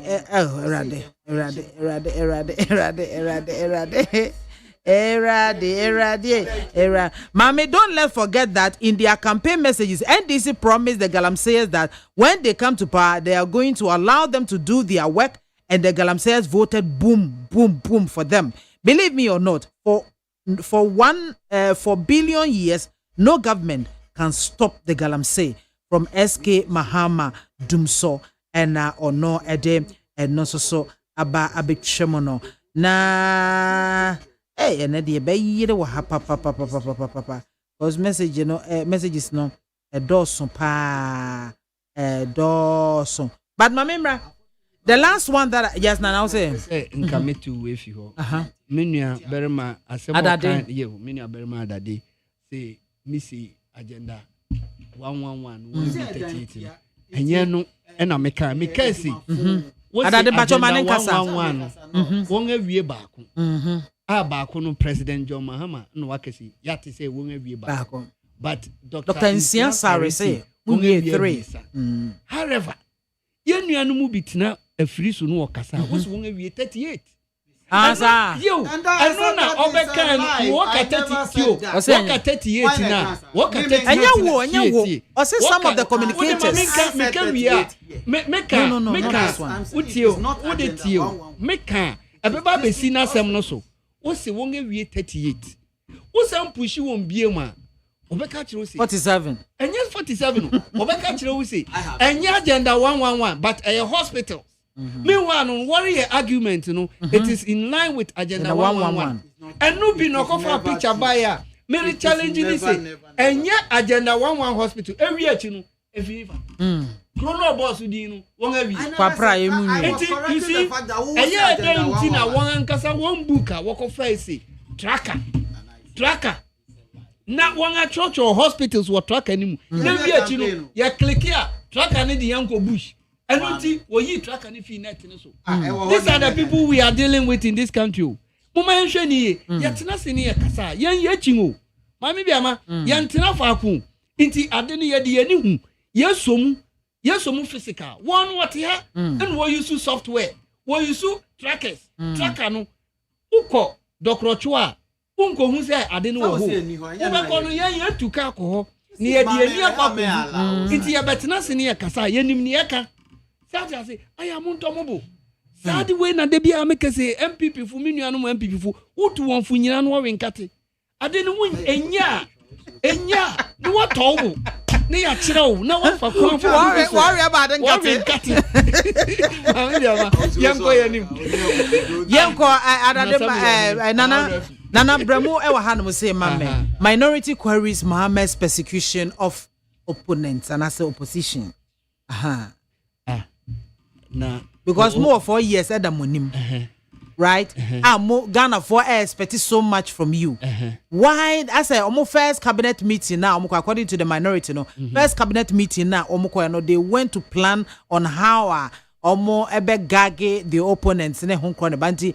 Free obaya na they started. No, what is their problem? What is the minority's problem? For me, you need to be responsible minority. You need to be responsible opposition.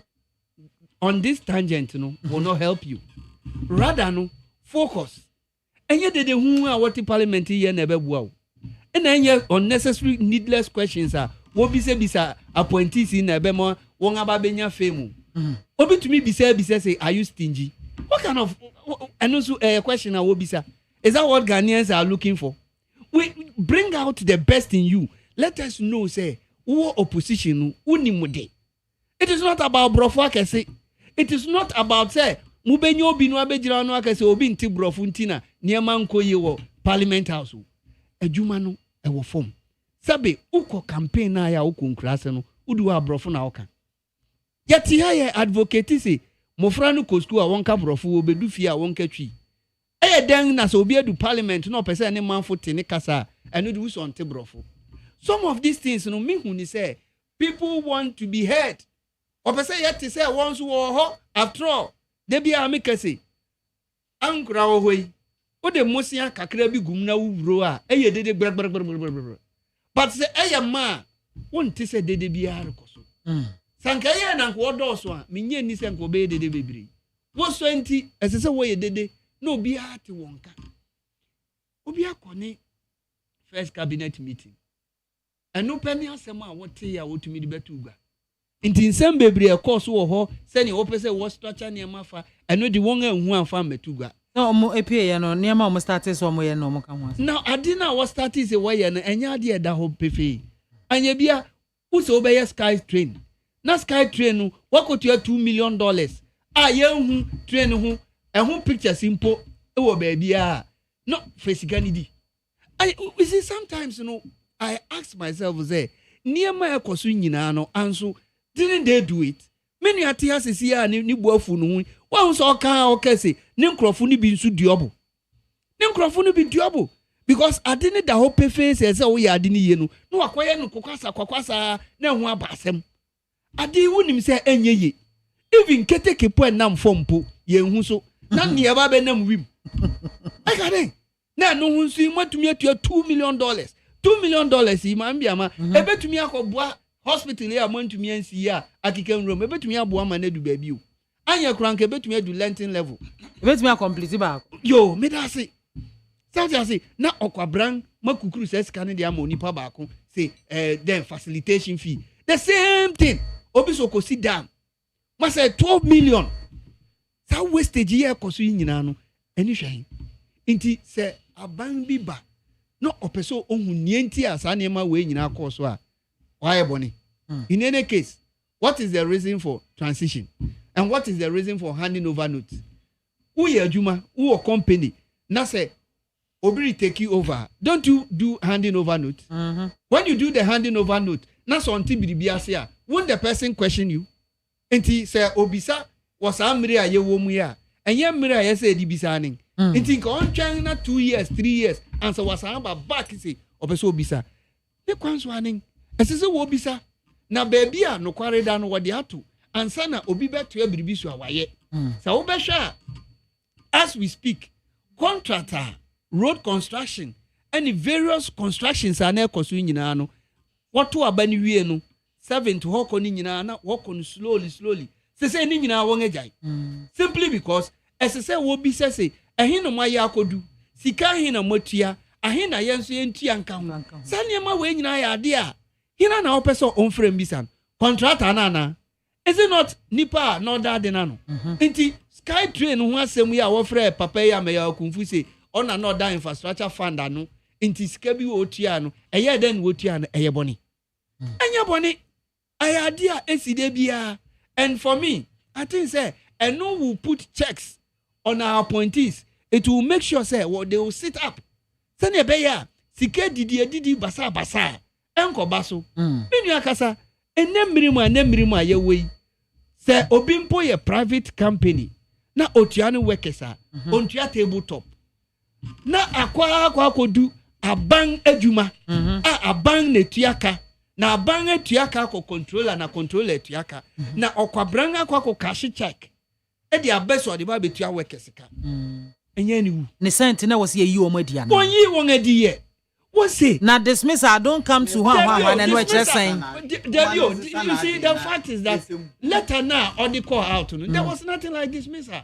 o say go on leave ya say yan hwehwem mu a wotua mu table ehwemu bebiem me ba adade tobo ehwemu bebiem hwehwem bebiem because me ba nipa no motua ne ka on the table for 8 years wotua ne ka on the table eti me ba nemfa so obi ani ne so na no motua ne ka say wo bisa nti wo be friend ne a otua aka no eti let them continue working and then you do whatever you are supposed to do tio let them continue some regularize wo na wo do ma to I fence we so am on the payroll of the institution this one bia wo yan hwehwem bia wo ma obi gina eti wo mo kwetena fe wo betu am ka na wo yan hwehwem bia wo ma ogina nchen no wa yan hwehwem na de wo mo ya adwuma mo na mo koso ye won aye adwuma ne won wo kwase den nipa no a ofa wo adwuma no nipa na wo se wo ye due diligence ahwe se obe enrolli wo mo amoma be ye permanent wa adwuma no ma permanent staff ni we no wanye sa adwuma no enti wo hia me ba wo hia obi ama na a question no a he is the person you have to call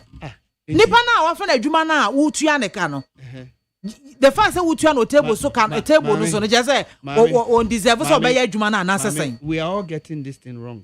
Let's explain it to me. First for me to understand it well. You need clearance from the Ministry of Finance. Hold on. This me tie me ba. Me tie. Na say me ba me kwa koye abanya adwuma. I need clearance from Ministry of Finance. For what? It is an institution under the presidency. Until when there's a budget that is going to be allocated to them, the finance minister have to clear it and make sure say I have finances for this institution.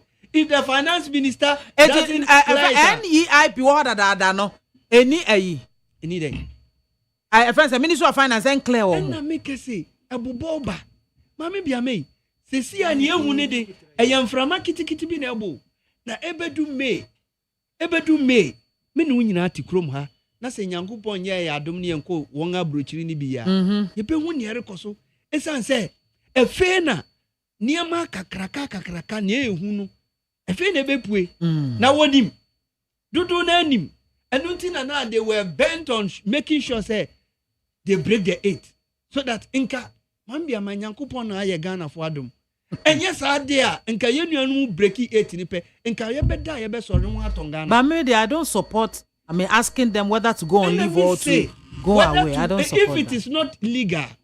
Not say illegal. There are so many ways. Say what feel say their right has been tempered upon.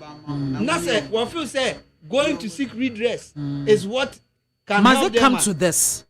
If it imagine say you war, how would you feel? Me na me ya juma wo na me ya juma 8 years na wotu am tabletop no me pese me komanimu nti ka maybe some manager and say why are you still giving me tabletop maybe they asked that's what you're saying. So it means they were not prepared to employ them. That is the question you should know. If really they were prepared to employ them, they would take don't you think say near or creating more unemployment? It is not creating more unemployment. If you pass through the right channel. Now, if you go through the right procedure. What is the right channel? What is the right procedure? The right channel is that you give me an appointment letter and my name goes through controller. And because I bank as controller will then pay me through my bank. And if controller is not paying me through my bank and they are not deducting me tax, they are not deducting me Senate, and then I still call myself and say, me ejuma my bank there, then I'm mistaken. That is how come wonu kwako bisa ho adwuma na se ukwako sre adwuma if you openyim bi ho na esan say oye food soldier nti you have to apply common sense. I am not insulting anybody, but I'm telling you the reality on the grounds. Esan say opeso yusu nti no obeka se brana beje adwuma ye bosom ni so a sika na ese so de mu akora no ebe wi achi no atew so no wa ma obibi fia. It happened. People were fighting at the Flagstaff house the last minute. People were complaining, say they were supposed to have been paid some amount, and people were sitting on the money. It has happened. Until over there, no, big grandpa ketia na esan kwade maono, and yano na wade maon. Until no, it is in the right direction. We have to support the young man. Make sure, say we clean those mess na MPP beja to hono. And yes, sir, car what the woman sui. Minu nyina yan tutu sududu. Thank you. Medasi adado bremo na niama mienu. Aban ejuma ministry. Aban ejuma ni nchichemu wo. Yewo omo ye civil servant. Yewo omo ye from public servant. Uko nei. Uko sa agencies no. Omo budget. Nei why agencies no dey omo budget ko out of their budget they pay their workers. Okay. Enye nokure da. Na ifufo nye nurse for. Omu nye teacher for. Omu hia financial clearance because omu numbers no so. The say Ministry of Finance epnema ye foul and sana ya foul because waketria no or release direct budget. But omu ye agencies no. Omu ye government subvented agencies bi wo anya government etria omka. Omu na raise your musika ye friend IGF. Omu ye IGF no omu fa omu nipa. There were agencies to say district assemblies are omu nipa omu ape omu sika omu ye omu ditria omka omu ye IGF staff. And omu abain na afa omu. So ya fa under local government service and nature say local government service local government etria oka. And ye omu ya fa omu directly in the assembly. Okay. The Nana Kano onim the Okano, he's confused. Inti mebao. Why NEIP? One let you muhoka from a budget they present. Obiako defending a budget na yedisikana wa. What the auditory Juma foka. What the auditory allowances. Also, one let you muhoka. One utia muhoka from your budget. And I say you want utia muhoka. And America said that be the Okano or see control as I say. Oje clearance. Ese sa okoje financial clearance. Ye wo wo mo ayeji financial clearance. Na ye wo mo a wo de budget kwa. Ye approve wo budget and salaries wo mti say special kwesipita. Okay. Special kwesipita sika ye de man no. Obetua ne workers ka, obetua ono ane ho ka, obe ni project nyina no o de share budget no na wa ko present. Who present here? Na wa ko defend it. Wo mo ayeji special clearance ni niama no. A ministry new budget. Enti meba say government meba the government agency be presenting a budget na ya approve manual. Otua workers ne kafa bank enye yi. That be we no there's no evidence say yemtua o kafa bank. There ya kasa tabletop ya were mechanized nature say ya di wafa FDM over other workers are afraid to be IPPD. No ye abefo nshisha ye di tu adwuma ye foka. Ye wo mu ene ye wo mu a adwuma na nkasa wo ni system o di tu a onka te say why ye ni next. Emfa bank na say emfa controller ho. Entua o come free controller direct. Oh okay. Nti wa wo kwan a wo fa so tuaka enu bi no mo ye wo ho. Ye me kan say ye me kan ye no wan ti ase. Say me what for me fan say I'm assuming without admitting say obi your MPP na ya fa na adwuma na wa ye cash one fie nwotwe. That's what I'm talking about. Okay. The amount they pay. It shouldn't be. Or it shouldn't be. Is that emra ne kan fa won say bia wo fa obi adwuma casual no. Oh okay. Casual worker and then say bro 6 months ebi wo hono mo they will keep renewing after every 6 months. So mu ni akwanya so de befa wa eye wo mo a but we no wa akwanya say metumi afa wo. So wontumi mfa wo nyina akra wa akwanya de wo betumi afa no mfa. We have a similar situation in a lot of organizations. Me ameka say bia to me da o. Okay. Me catch you say me team be na establish NYEP. Me dear na manye. I was in charge at that time. They didn't sign appointment. That me catch Muntaka. Said me my appointment letter appointment. He was shocked. Muntaka nearly collapsed. How do you do that to your own people? It's me and this buyer no muji mediti said the Erika J and it was Abu Gapele. Yeah, I handed over direct to Abu Gapele. He was the person who took over from us. Mamin Kancho, fast forward 16 years later, you have done the same thing. That's what is making me angry. That's what I don't understand. That's what I don't get. Because me one more omuya pro NDC and me na me fa wo mo adwuma e da so tie adwuma no mba pim ne. Wow. Na me ne wo ka say they are there. Me na me fa wo mo adwuma. But they sacked me. 2009, 2012, 2016, yaba mu 2024, 16 years later, we have gone back to that. MPP for na mu ni mu nyansa na. We are almost done. Time is almost up. Let her know. Yeah, kind. Who yet day? Mama kind. One got TB and free man for be account. Let her know. I say following extensive follow-ups to resolve the issues related to the employment of existing staff, it has been determined that the complexity and legal implications of these issues prevent us from using operational funds to pay monthly staff allowances. Management has been instructed to adhere strictly to due process in regularizing staff employment matters to prevent further legal complications. As a result, effective after the close of work today, all staff are instructed not to report to work starting Monday, 24th February 2025 until these issues are fully resolved. Once the matters are adequately addressed, management may call upon specific staff whose services will be required to resume work. Additionally, all staff who are in possession of any property belonging to any IP are required to hand them over to the HR officer on or before close of work on Tuesday, 25th February 2025. Failure to do so will be considered as deliberate stealing of such items. Your cooperation and understanding are highly appreciated. Mami, number 2. Thank you. Mami, ma odi etosu mi. Explanation of the abani. Explanation of the abani. Me time na me time. Clarification on the suspension of staff at NAIP. 1. Staff composition as of December As of the end of December 2024, there were 32 staff members at NEIP who were not designated as presidential staffers.